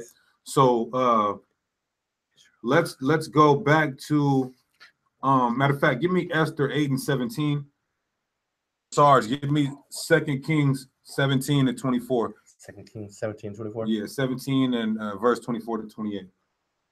Just trying to bring it out how these heathens always been trying to graft themselves in. And we would let them follow our ways, and we would teach them our ways, but they could never be a part of the covenant and the promises to salvation at all. Go ahead. You know, it's funny too. It's a good point the brother's bringing up, because I always ask, like, Jehovah's Witnesses of the Most High now allowing heathens to be a part of the congregation after the death of Christ, of him going to his people first, and then they receiving him not, so then he turns to the Gentiles, and then they'll take that as that being the other nations. But we've had heathens trying to follow the Most High, going all the way back to the time of Ezra, Esther, all of these times of the prophets. Yeah, even further, dealing with when we first got put out of Samaria, which we're going to read. So it's like, what would be the purpose of, waiting that long when you have people? And then this is another way you guys can cut this Christian doctrine, because all of these people done died, and you mean to tell me people wanted to follow the Lord before Christ, and he didn't allow them people to just die and go to hell? I thought he was a merciful God. I thought he loved everybody. I thought he was for everybody. So goes into, if they would want, they'd have to then subscribe to reincarnation and say, oh, well, they didn't get it then, but now they got to come back, through that line to now believe in Christ to receive that promise to go to heaven. That's the question. All right, so could he even go back into Egypt too? Like we have people trying to come with us, like mixed multitude. Yeah, the mixed multitude. But as you can see, they got destroyed. What was that? Numbers 11. They got destroyed. Yeah, Numbers 11. They got destroyed. So y'all brothers who take the soldiers, y'all know. Yeah, y'all are familiar with that. 8:17. Yeah, 8:17. Book of Esther, chapter 8, verse 17. And in every province and in every city, whithersoever the king's commandment and his decree came, the Jews had joy and gladness, a feast and a good day. And many of the people of the land became Jews. And many of the people of the land became Jews. These were actual heathens. They basically just started following our ways. Started following our customs. When you look that word up in the Aramaic, because that's actually written in Aramaic, whatchamacallit, it basically says, like, became Judaized. The same way we became Hellenized, they became Judaized. They were so taken aback, they just wanted to get a piece. How is this happening right now? This is actually happening right now, if brothers pay attention. Something called the Hebrew Roots Movement. Now all these random heathens and nations are trying to take on themselves to be Hebrews. All of a sudden, they're trying to become Judaized. You see what I'm saying? The same way they did in that time. Did that make them a part of the covenant? No. If you hear about how great we live and these great laws that we have, logical and sensible individuals would probably want to follow that. That's why the Queen of Sheba ventured to come and pick Solomon's brain. Some of the lure of what we had in Israel was our great knowledge and wisdom. And when they see that we have a God that actually fought for us, the devil, Haman, was trying to hang us. Seeing things like that made the people want to follow our laws. The same way when our King Yahushua comes back and destroys all the great and powerful armies of this world, all these nations are going to start following the laws. And if not, we're going to be upside of their damn head. A lot of them are going to begin to willingly serve the Most High once they see how great triumph through Yahushua. You see what I'm saying? The same way they believed in white, all the nations believe in white Jesus. Why? Because of the war that the white man came in and waged on it. So through the war that we're going to wage, they're going to believe again on the Most High. Right, but just like how they took the kingdom and we had to get down with them, when we take the kingdom, they're going to have to get down with us. Simple and plain. That's it on there. Go ahead in 2 Kings. Book of 2 Kings, chapter 17, starting at verse 24. And the king of Assyria brought men from Babylon, and from Ava, and from Hamath, and from Sepharvaim, and this is when they removed us out of the land. These are all various Hamites, so y'all can understand. And placed them in the cities of Samaria instead of the children of Israel. Area and dwelt in the cities thereof. Go ahead. And so it was at the beginning of their dwelling there that they feared not the Most High. They lived recklessly like heathens. Go ahead. Most High sent lions among them, which slew some of them. So he did that because they weren't dealing upright. They weren't following any of the laws, statutes, and commandments or customs. Go ahead. Con. Wherefore they spake to the king of Assyria, saying, the nations which thou hast removed and placed in the cities of Samaria know not the manner of the power of the land. Therefore he hath sent lions among them.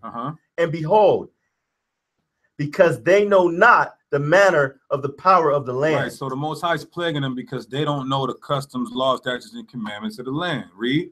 Then the king of Assyria commanded, saying, carry thither one of the priests. Get one of the priests, read. Whom ye brought from thence. Right. Get an Israelite priest, read. And let them go and dwell there. Let them live there amongst the heathen. Go ahead. And let him teach them the manner of the power of the land. And let them Judaize them, basically. Go ahead. Then one of the priests whom they had carried away from Samaria came and dwelt in Bethel and taught them how they should fear Yahweh. That's right. So this is another instance where heathens are getting so-called Judaized, right? Right. Following our laws, statutes, and commandments and customs, and holding on to our identity. Exactly what's happening 2,000 years ago with Herod and a small few of the Pharisees, right? So go back to Romans 9 and 6, and let's break it down. Salakia, what did he just read to, Salakia? 2 Kings 17. What was the last thing that was on there? 28. What did it say, Salakia? Then one of the priests whom they had carried away from Samaria came to Bethel and taught them how they keep going a little bit. Keep going a little bit, because this is going to be the real dagger too. Once you go a little bit down, go ahead. 9. Howbeit every nation made powers of their own, and put them in the houses of the high places which the Samaritans had made. Every nation in their cities wherein they dwelt made. So they all still had their gods. Guys didn't mean they didn't worship their gods. Right. So they weren't fully a part. They definitely weren't a part of our covenant or anything like that. But they learned to fear Yahweh, though. Right. All right. Do heathens have to worship Yahweh as of right now? They don't have a commandment to worship Yahweh. You have one. You received the law. The heathen does not have to worship Yahweh. But if the heathen dares to venture into and not fear Yahweh, they'll get plagued. And that's why the Israelis got hell right now. And that's why they're dying of skin cancer right now. And they're getting bombed all the damn time. And the Syrians and the Iranians want to blow them up because they don't fear Yahweh. Right. All right. They act like they fear Yahweh. How do they do that? By simply calling him Hashem. They can't say his name. They're scared. He like Voldemort. We can't say his name. We're too afraid. But you're not afraid enough. But you will be. Go ahead, keep reading. 30. And the men of Babylon made Sakopanoth, and the men of and these are the 5 husbands that Yahweh Shah told the Samaritan woman that she had. These 5 gods. Now, she did have 5 actual husbands, but the figurative aspect is that she followed these 5 gods. Though an Israelite, she was one of them northern kingdom that went back to Samaria. And in Samaria, she began to follow the ways of these Hamites that had displaced her. And the men of Cuth made Nagal, and the men of Hamath made, and the Avites made Nabath and Tartak. Severites, Sepharvites burnt their children in the fire. You see that? Does it sound like they were worshiping them? They were part of the covenant. They're killing kids, man. Are you kidding me? Go ahead. Burnt their children in the fire to Adramelech and Anamelech, the gods of Sepharim. Keep going. So they feared the Most High. They feared Yahweh. Go ahead. And made unto themselves the lowest of them priests of the high places. They knew Yahweh was real, and they were definitely afraid of him. But they sure as hell went along with whatever the hell their heathen customs were. But they just knew to do certain things in order not to invigorate the wrath of Yahweh. And much like Herod, having each other's wives unlawfully, and that's why John the Baptist got put to death, right? So that's it on that. Which sacrificed for them in the house of the high places. All right. So now let's go back to Romans 9:6, and we'll be done with this topic. Let's start at verse. Officer. I just wanted to touch on Michael 4 and 5. Oh yeah, there you go. Go ahead. Yeah. For all people will walk everyone in the name of his God. Everyone go walk in the name of their God. But you can't walk in the name of Jesus. All right? It don't matter. Jesus Christ, is Jesus Christ your God? Hell no. Yahweh is your God. All right, go ahead. And we will walk in the name of the Lord. And we will walk in the name of what? The Lord. Which in the Hebrew is what? Read it in proper. And we will walk in Hashem. Salakia. We will walk Hashem Yahweh. You all right? And we will walk Hashem Yahweh. We walk in the name of Yahweh. Okay, go ahead. Our power forever and ever. That's forever and ever. You will walk in the name of Yahweh, not Jesus Christ.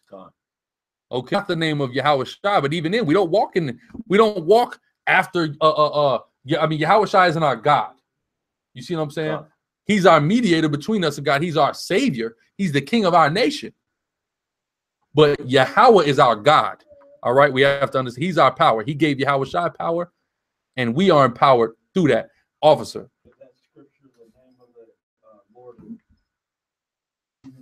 Yeah, of course, which is why they call him Hashem. And they don't say his name. And they're so afraid. That's why they learned to fear him. They're so afraid. Why were they afraid? What did he do to them when they came into the land? Again, lions. Lion, we're talking about a lion. You thought the damn Cujo on your block was frightening. Lions was eating these Hamites up. Officer. Well, exactly. That's what they called him back in the day, before he revealed himself as Yahweh to everybody. At this point, they're calling him Yahweh. You see what I'm saying? But go ahead. Book of Romans. Book of Romans, chapter 9, verse 6. Not as though the word of the power have taken none effect. Right. Read that again, Salakia. Not as though the word of the power have taken none effect. Right. Not as though the promises are null and void. Go ahead. For they are not all Israel. Everybody claiming to be an Israelite is not an Israelite, because this is the Arabs and the Edomites. All right, go ahead. Neither because they are the seed of Abraham are they all children. Right, and neither, even if they come from Abraham, they're not Israelites. Go ahead. But in Isaac shall they thy seed be called. Some idiot just came on our damn comment board and said Esau is an Israelite. Some dummy, because he's a descendant of Abraham and Isaac. But it's not that, and this is the logic that was going around, the heresy that went around in this time that had to be corrected. No. All right. The black, Hispanic, and Native Indian. To hell with everybody else. Go ahead. Go ahead. Just a quick note. If this is talking about they are not all of Israel that are of Israel, if this is talking about 2/3 of our people, then why would it say it in the next verse? But in Isaac shall thy seed be called. He's talking about seed. But if you're Israelite, you're only an Israelite if you come from the seed of Isaac. About those trying to say that they're Israelites of the other nations. That's why you gotta understand. Is the world all about Buddhism? Is Buddhism picking up storm across the country? Is Hinduism picking up storm? What about Taoism? Who in here even knows what Taoism is? Who's heard of it? I thought it was Taoism is a gook religion. Okay, so those are not the things that are sweeping the world. What's sweeping the world is what you call Abrahamic religions. Okay, you have Edomites trying to steal our birthright. It's back from us, right? And you have Ishmaelites that are trying to get in there. It's all circled around the sons of Abraham, Abraham's descendants, the entire world. Right. Islam and Christianity and Judaism are what runs the world. Period. Nothing else. No. Go ahead. But in Isaac shall thy seed be called. Right. So you're only an Israelite if you come from Isaac's lineage. All right. Not because you call yourself an Israelite. Not because you're from Abraham by Esau or Ishmael, descendant of Isaac. All right. Go ahead. That is, they which are the children of the flesh, these are not the children of the Most High. Salaki, read that again. That is, they which are the children of the flesh. Right. Those that are the children of the flesh, meaning Abraham, namely dealing with the Arabics right now, because Abraham, he lacked faith and he had that kid out of flesh. Go ahead. These are not the children of the power. They are not the children of the Most High, period. Go ahead. But the children of the promise are counted for the seed. The children of the promise are counted for the seed, which is Isaac. So if they try to hit you with that, Israel is talking about 2/3 or spiritual Israelites, just go right to the next verse. It substantiate that in Isaac shall thy seed be called, meaning that if you say you're an Israelite, you're not an Israelite. If you come from Abraham, you're only an Israelite if you come from the seed of Isaac, period. Right. All right. So what the brother on Facebook, he asked for the breakdown. It's short and sweet, short and simple, brother. Lord willing, you got edified. That's pretty much it. Yeah. Context is key. We have to understand that. On the surface, you might be able to say, okay, that's talking about the 2/3. But when you read the fullness, read that next verse. It disqualified it from talking about the 2/3. That's Israelites are Israelites. That's what it's telling you. So, you know, when a lot of these instances, just reading context, officer. A little bit further down into the 20s, where it talks about back in Hosea. There you go. It's telling you it's all about Israel, because Paul was emphasizing. Number one, when you read his letters, he's teaching these people, the Israelites, number one. And then he's telling them how important it is and how, listen, we the Israel, we're going to be saved. We're the ones all these promises came to. Whole mission, right? So that's got to be understood. But with that, let's, Q&A.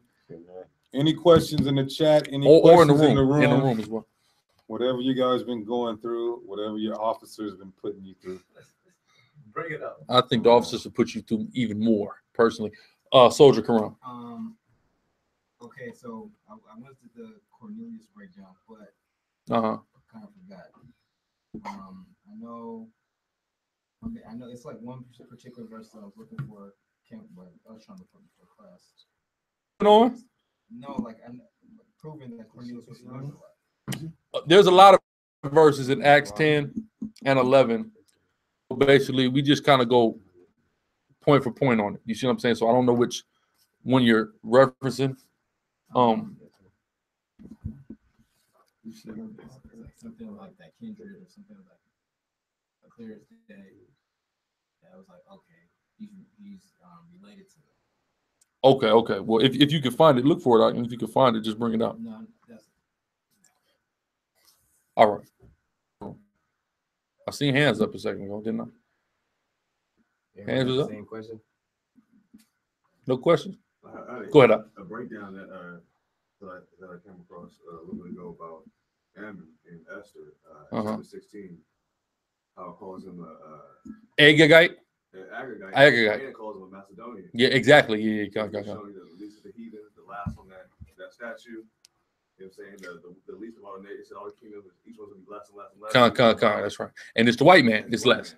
That also is another way to prove that Esau is the least of the heathen and the worst of the heathen, because he's the last. It got worse, and he's the last. He's ironing clay. He's not even he's ironing clay. But that's a good point. And when you could connect that with Esther and connect it to the Maccabees, and of course can connect to the fact that Philip of Macedon was an Edomite, Alexander were Edomites, but they weren't Arabs, were they? Right. Yeah, and that was the goat. The Arab isn't the goat. You see what I'm saying? Where is this Arab that is coming? And a lot of like this Esau is the Arab is catching fire. I'm talking about it's niggas. I'm like, are y'all crazy? Some Negro comes on my comment board looking so like such a faggot on a comment board. Take it. I go to the thing and I'm like, who's this shirtless nigga on my comment board? Talking about, come on, Doc. Esau is the Arab. I'm supposed to believe you ain't got a shirt on, nigga. Nigga in a bubble bath trying to give me a breakdown. Shut the hell up. That was you're supposed to take a nigga serious. A lot of these guys pushing this doctrine, they've been in the truth 2 years. See, what did Nazi say? He said, I believed Esau was the Edomite when I first came to the truth 3 years ago. Shut the hell up, man. What are you talking about? 3 years in the truth, now you got a breakdown. All right? Because you come from a guy that came from a guy that comes from it. loves white people. All right. It's just about being afraid of the white. This is why these guys are turning Arab. They're afraid of white people. Definitely scared, right?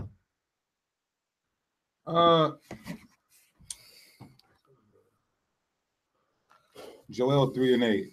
And I will sell your sons and your daughters into the hand of the children of Judah, and they shall sell them to Sabians, to a people far off, for the Lord have spoken. What's the question? Break it down. Oh, well, that's simple. Start up so we can get the context of who's going to be sold. Joel chapter 3, verse 3. Verse 4. Have you to do with me, O Tyre and Zidon? Oh, who? O Tyre and Zidon. Who are Tyre and Zidon? Hamites. These are Hamites that in the kingdom we will subjugate and we will sell to the Sabians. Right. Who are the Sabians?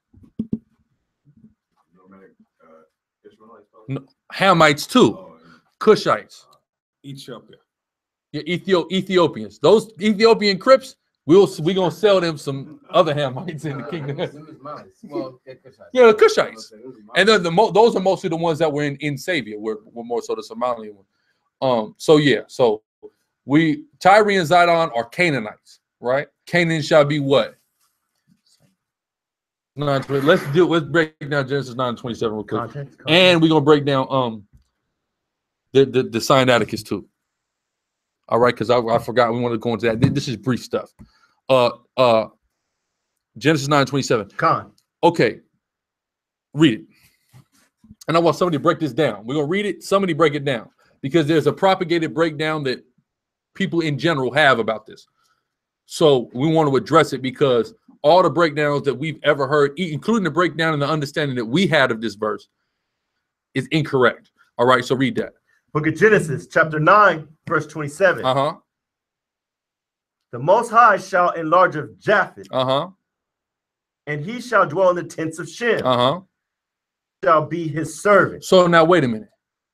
Break that down. What does that mean? Come on, break it. Don't blurt out.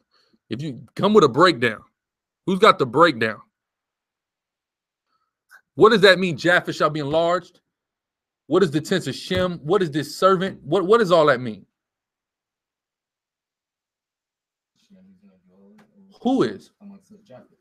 Who? The Samoans are going to dwell where? With us in the hood, right? In the ghettos, right? All right. Well, I used to think that too, till I actually read the Bible. Let's go to 26. Start at 26. I used to break it down exactly like that. Samoans, and I go to Compton, nigga. I'm in Carson. It's Samoans. Oceanside. It's Samoans. It's Samoans in the hood, right? Japheth is dwelling in the tent of Shem.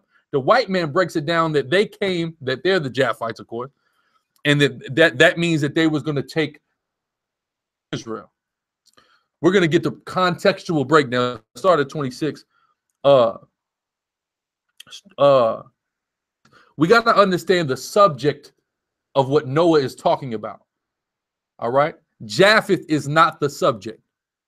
Let's see who the subject is. Go ahead. Book of Genesis, chapter 9. Read that name. And he said, blessed be Yahweh, the power of Shem. Blessed be who? Yahweh. Power of Shem. All right, go ahead. And Canaan shall be his servant. Which is why we're going to sell him to the Sabians. He's going to be our servant. He's going to be God's servant. How is he going to be God's servant? Through serving us in servitude. Go ahead. The power, the Most High shall enlarge Japheth. The Most High shall enlarge Japheth. Who is the subject matter of this? The Most High, not Japheth. God will enlarge Japheth. Read. Yeah, buddy. There you go.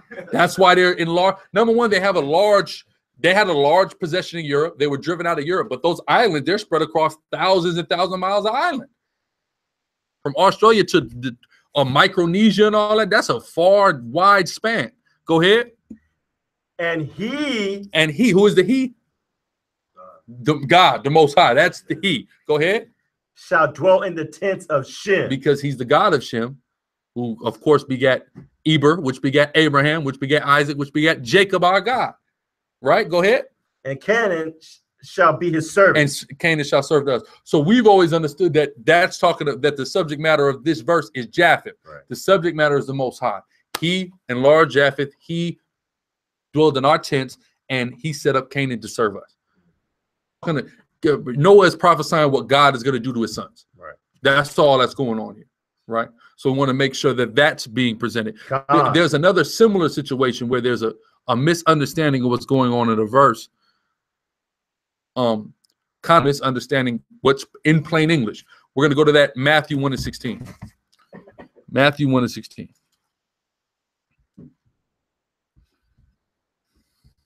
Con. Book of Matthew, chapter 1, verse 16. And Jacob begat Joseph, the husband of Mary, of whom was born Yahushai. Wait. So it said what? And Jacob begot Joseph. Jacob begat Joseph. Right, read on. The husband of Mary. The husband of Mary, read on. Of whom was born Yahushai. Who is the subject matter of that verse? Wrong. One more chance. Joseph. Joe is the subject matter. So when people read this is what they say. Read it again. At Joseph. The husband of Mary. Jacob begat Joseph. He's the subject matter. They're elaborating on him. He is Mary's husband, which means what? They had sex. Go ahead. Of whom was born Yahushai. Of whom was born Yahushai. People think the subject matter becomes Mary at this point. Mary is of whom was born Yahushai. Let's take a look at the original New Testament and how it appears in the Syriac Sinaiticus. Joseph, to whom was betrothed Mary the Virgin, begat Jesus. Joseph begat Jesus. When people say, oh, it said such and such begat such and such, but it stops there, not originally. Understand that the translators of the King James Version of the Bible were indoctrinated. We do know that, right? We do know that these brothers weren't in the truth, right? These brothers was in the church of, they were in the Anglican church. About the Anglican church? Did the Anglican church believe in the Immaculate Conception? So did the guys who translated the Bible.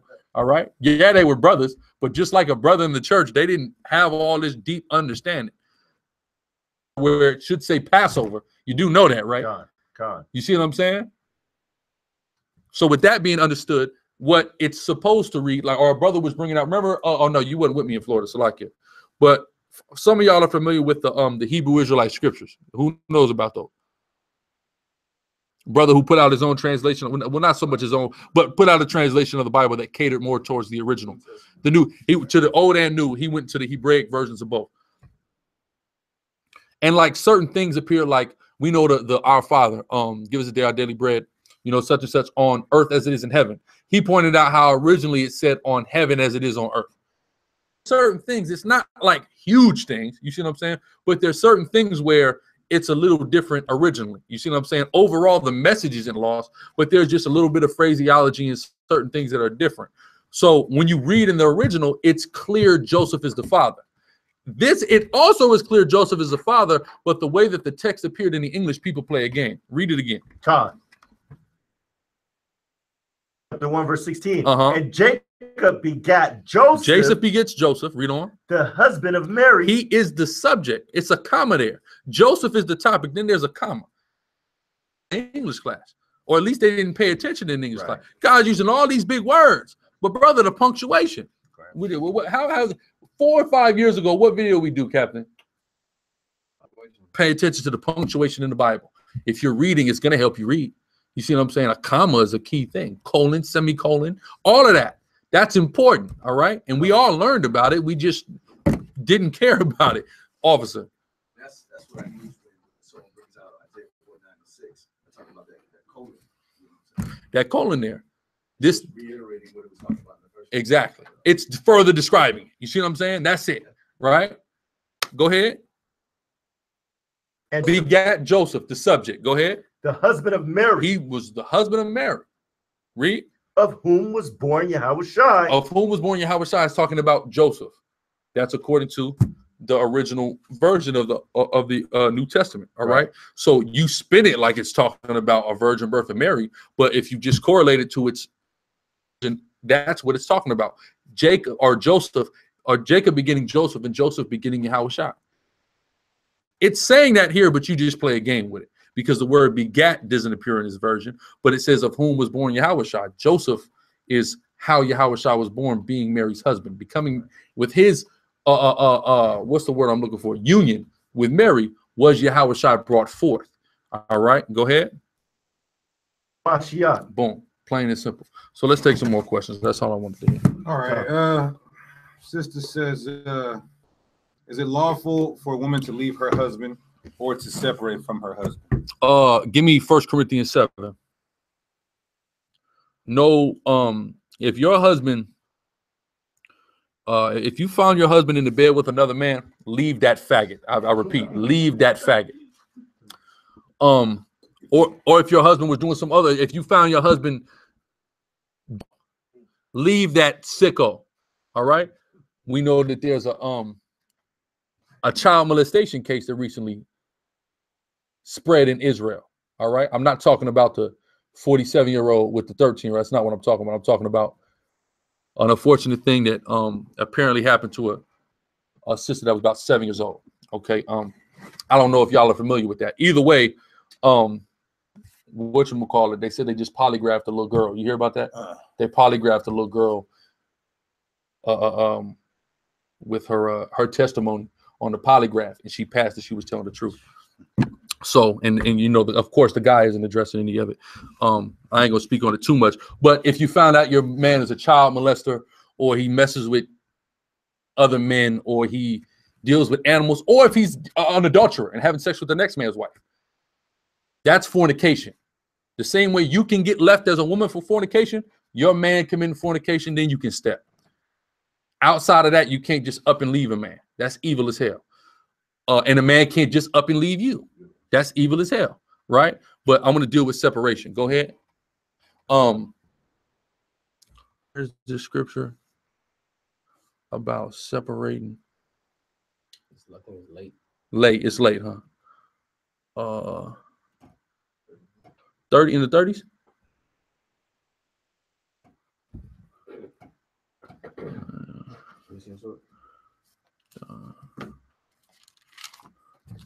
No, it ain't that late.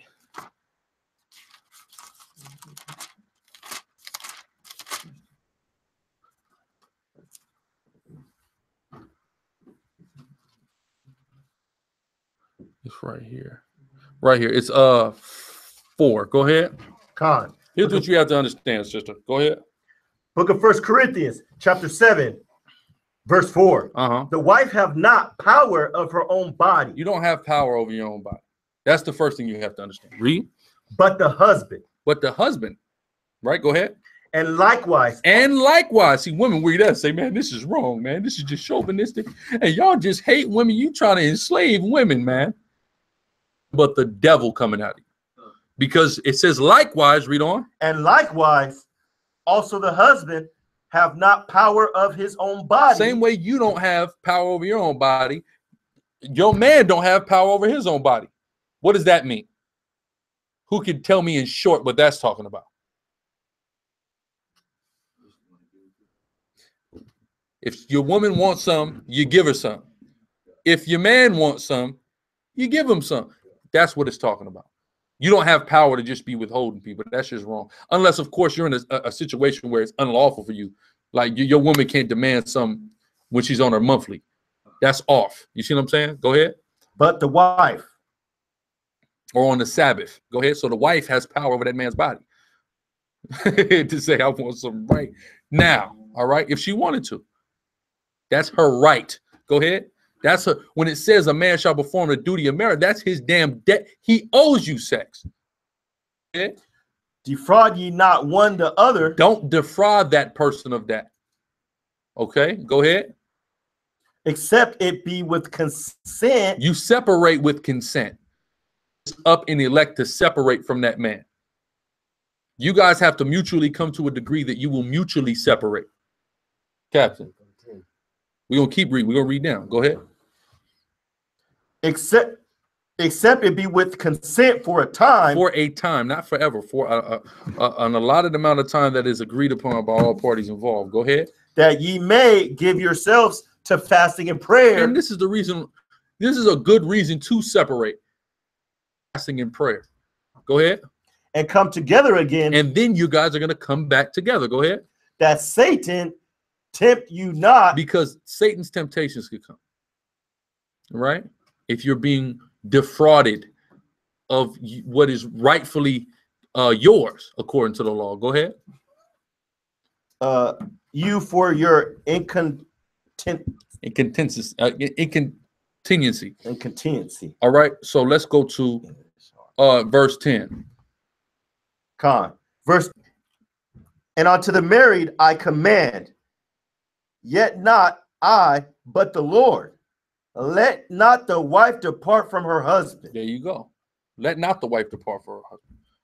You see what I'm saying? Keep going. But, and if she depart, read on.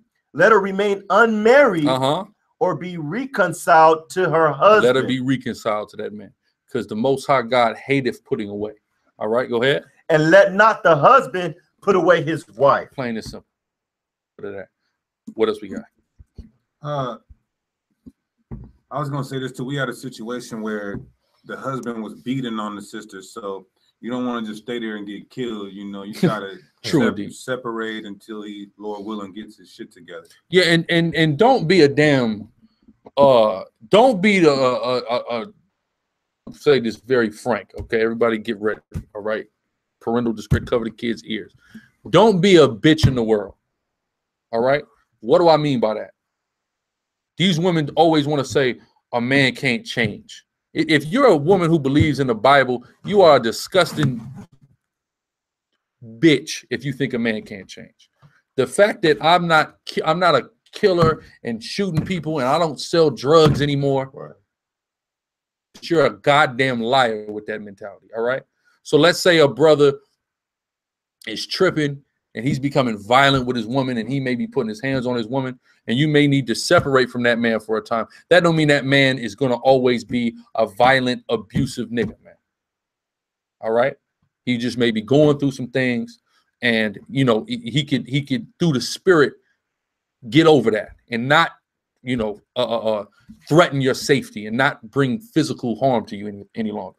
So don't act like that, all right? Because I know a lot of guys that used to beat the hell out of bras and ain't put a finger on a broad in years. Right. I know plenty of brothers, all right? I ain't gonna say no names, all right? Plenty of brothers, all right? So I mean, it just is what it is. Don't act like that. Do it. We could do all things by Hashem Mashiach. Period. Go ahead. Everybody asking about the virgin birth. Go watch the video. We got a million of them. Virgin birth debunked SICARRI.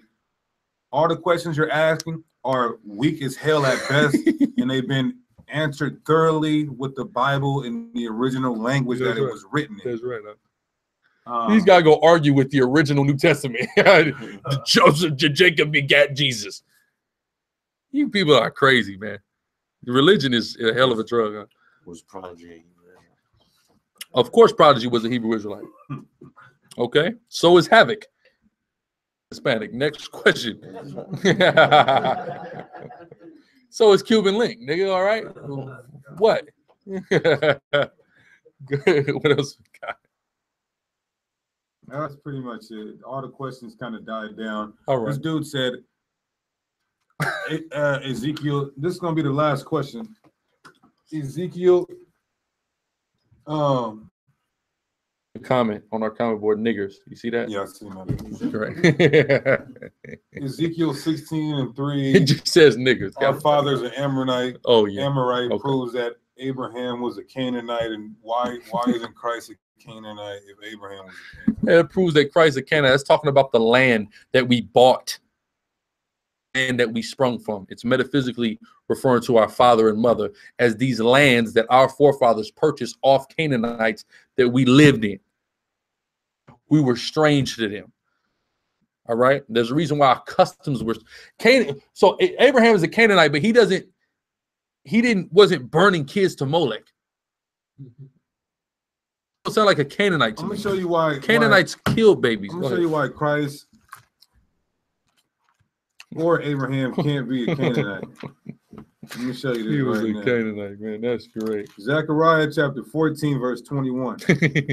Yea, every pot in Jerusalem and Judah shall be holiness unto the Lord of hosts, and all they that sacrifice shall come and take of them. And in that day there shall be no more the Canaanite in the house of the Lord of hosts. Who's going to be there? The Israelites going to be there. Right. There will be no Canaanite there. Truth words. Why are you acting all emotional like a hoe? Why don't you just ask your question again? What, he's crying about? They didn't see the question? My question. God, come on, everybody crying. Just keep posting it. Somebody said I look weird without the Burberry scarf. You know what? My Burberry scarf, it's became vintage and patent. All right. So you know what? I'm just trying to do something. You got some new fly stuff on. I got some new, straight from Kuwait. That's right. You'll never get this. He said, "You'll never get this. You'll never get fly Oh my God! Don't cry about your question. You got to understand. There's 200 people in the damn comments right now. Sometimes we post a question. Copy and paste is your friend. Okay. Truth words. Where's your question at? Just post the question, man. Just repost. You'll be the last one. Please explain Isaiah 7 and 14. Yeah, I just told you. Go and watch the video. Are you do you call yourself an Israelite or a Hebrew Israelite or any form of thing? Because if so, you shouldn't ask a dumb and stupid question like that. Number one, if you knew what you were doing, you would know that the initial context of that prophecy is talking about Isaiah's son. Right. So Hezekiah's son, either the king's son or Isaiah's son. Right. So was that a virgin birth too? No. She already had a kid. See, people are just crazy. I can't believe. I remember when I first came in, man, we didn't have half the heresy that we got now. All right, nobody was ever dumb enough. When I first was coming, no one was ever dumb enough to believe in the Immaculate Conception when I was coming. You see what I'm saying?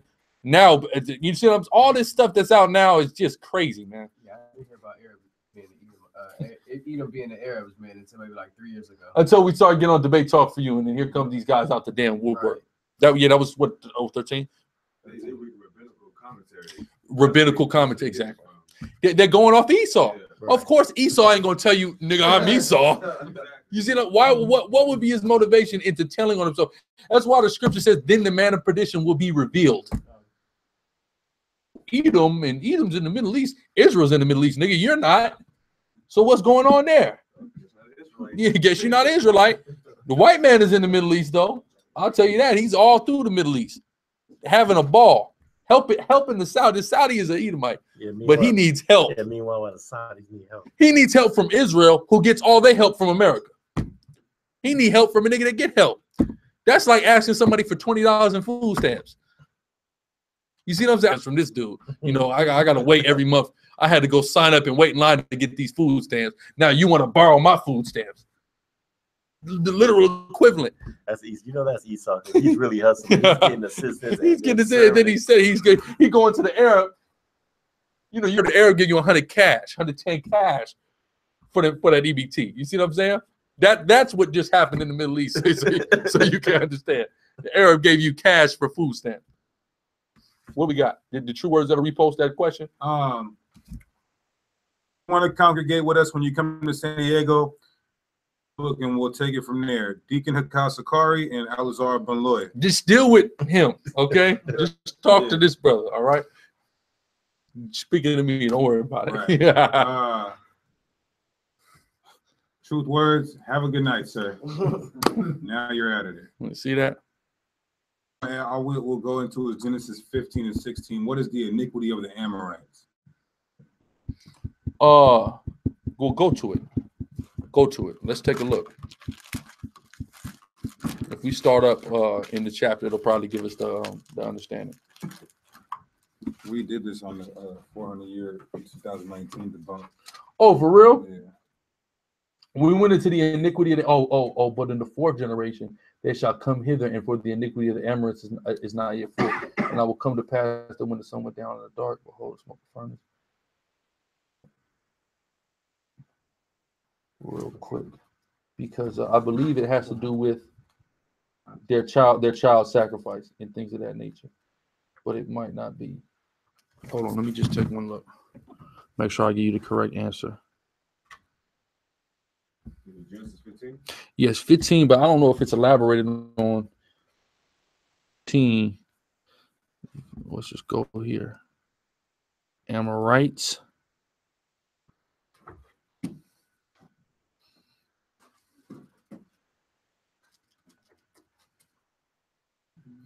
Yeah, okay. So yeah. The iniquity of the Amorites, we're gonna explain that real quick. Give me Wisdom of Solomon 12. We're gonna go back in there. Con. You said what? So the iniquity of the Amorites is also part of the iniquity of the other various Canaanites. And we're gonna start at 2. Con. Wisdom of Solomon, chapter 12, verse 2. Read on. Therefore, chastenest thou them by little, and little that offend. So they were beginning to get chastised by little and little, but the fullness of their iniquity had not yet come as their small flurries of chastisement came upon them. Read on. And warnest them by putting them in remembrance wherein they have offended. Read on. So the Lord was giving these Canaanites time to repent. Go ahead. That leaving their wickedness, they may believe on thee, O Lord. Read on. For it was thy will to destroy by the hands of our fathers both those old inhabitants. The Amorites are a part, and the rest of the Canaanites are a part of the old inhabitants of the Holy Land that our forefathers killed in order for us to get back into that land. That's what the book of Joshua was all about. Go ahead. Whom thou hatest. The Most High hatest the Amorites. Because of what? Their iniquity. What's their iniquity? For doing most odious works of witchcrafts and wicked sacrifices. Because of the religion of the Amorites and the rest of the Canaanites. Chiefly, as you read on, for child, or actually just read verse 5 and we'll stop there. And also those merciless murders of children. Because of their merciless murders of children and the various witchcraft that they practice in the Canaanite religion, which your Freemasons practice today. Here, Molech everywhere. Drake is a part of that. Go ahead. What's the Pizzagate? Oh, Pizzagate, exactly. And devours of man's flesh and the feast of blood. That's the iniquity of the Amorites. Go ahead. Go ahead.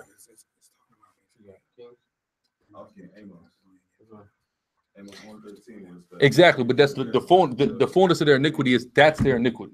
You see what I'm saying? So that's what he was asking what the iniquity was. Amorites, Canaanites, Amorites. But yeah, like he said, the 4 generations are the 400 years. So he's dealing with the 400 years from us, from then going us going into Egypt and coming out. But the iniquity was the evil religion that they follow. You see what I'm saying? The 4 generations are the 400 years. So basically the Lord gave them 400 years to stop. They couldn't stop. So once the 400 years came, we had all license, because people cry about that. Oh, you guys complain about murdering people and conquesting, but the Israelites conquested. Yes, the Israelites conquested a bunch of people who murdered kids. Okay? Who in your society you would lock them up and put them away, wouldn't you? All right. Which is why the Lord's judgment is likened to a ring. Go ahead. Go ahead. 1 second.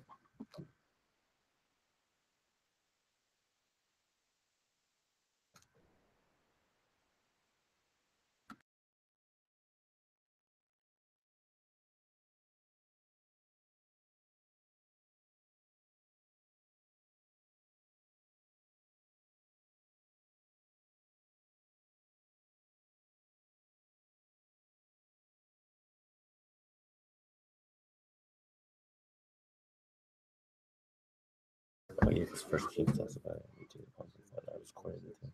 To the Amorites. Okay, yeah, bring that out. Bring that out too, Khan. That's powerful. Book of First Kings, chapter 21, verse 26. And he did very abominably in following idols, according to all things, as did the Amorites. You see that? As did the Amorites. That's their sin. That idolatry and that witchcraft. That the Lord said we couldn't go back into that land until we were in a position to take them out of that land. their judgment. Go ahead. Whom the Most High cast out before the children of Israel. Boom. So with that, we're going to give again all praise, honor, and glory to Yahweh, Bahashem, Yahweh Shai, and say shalom.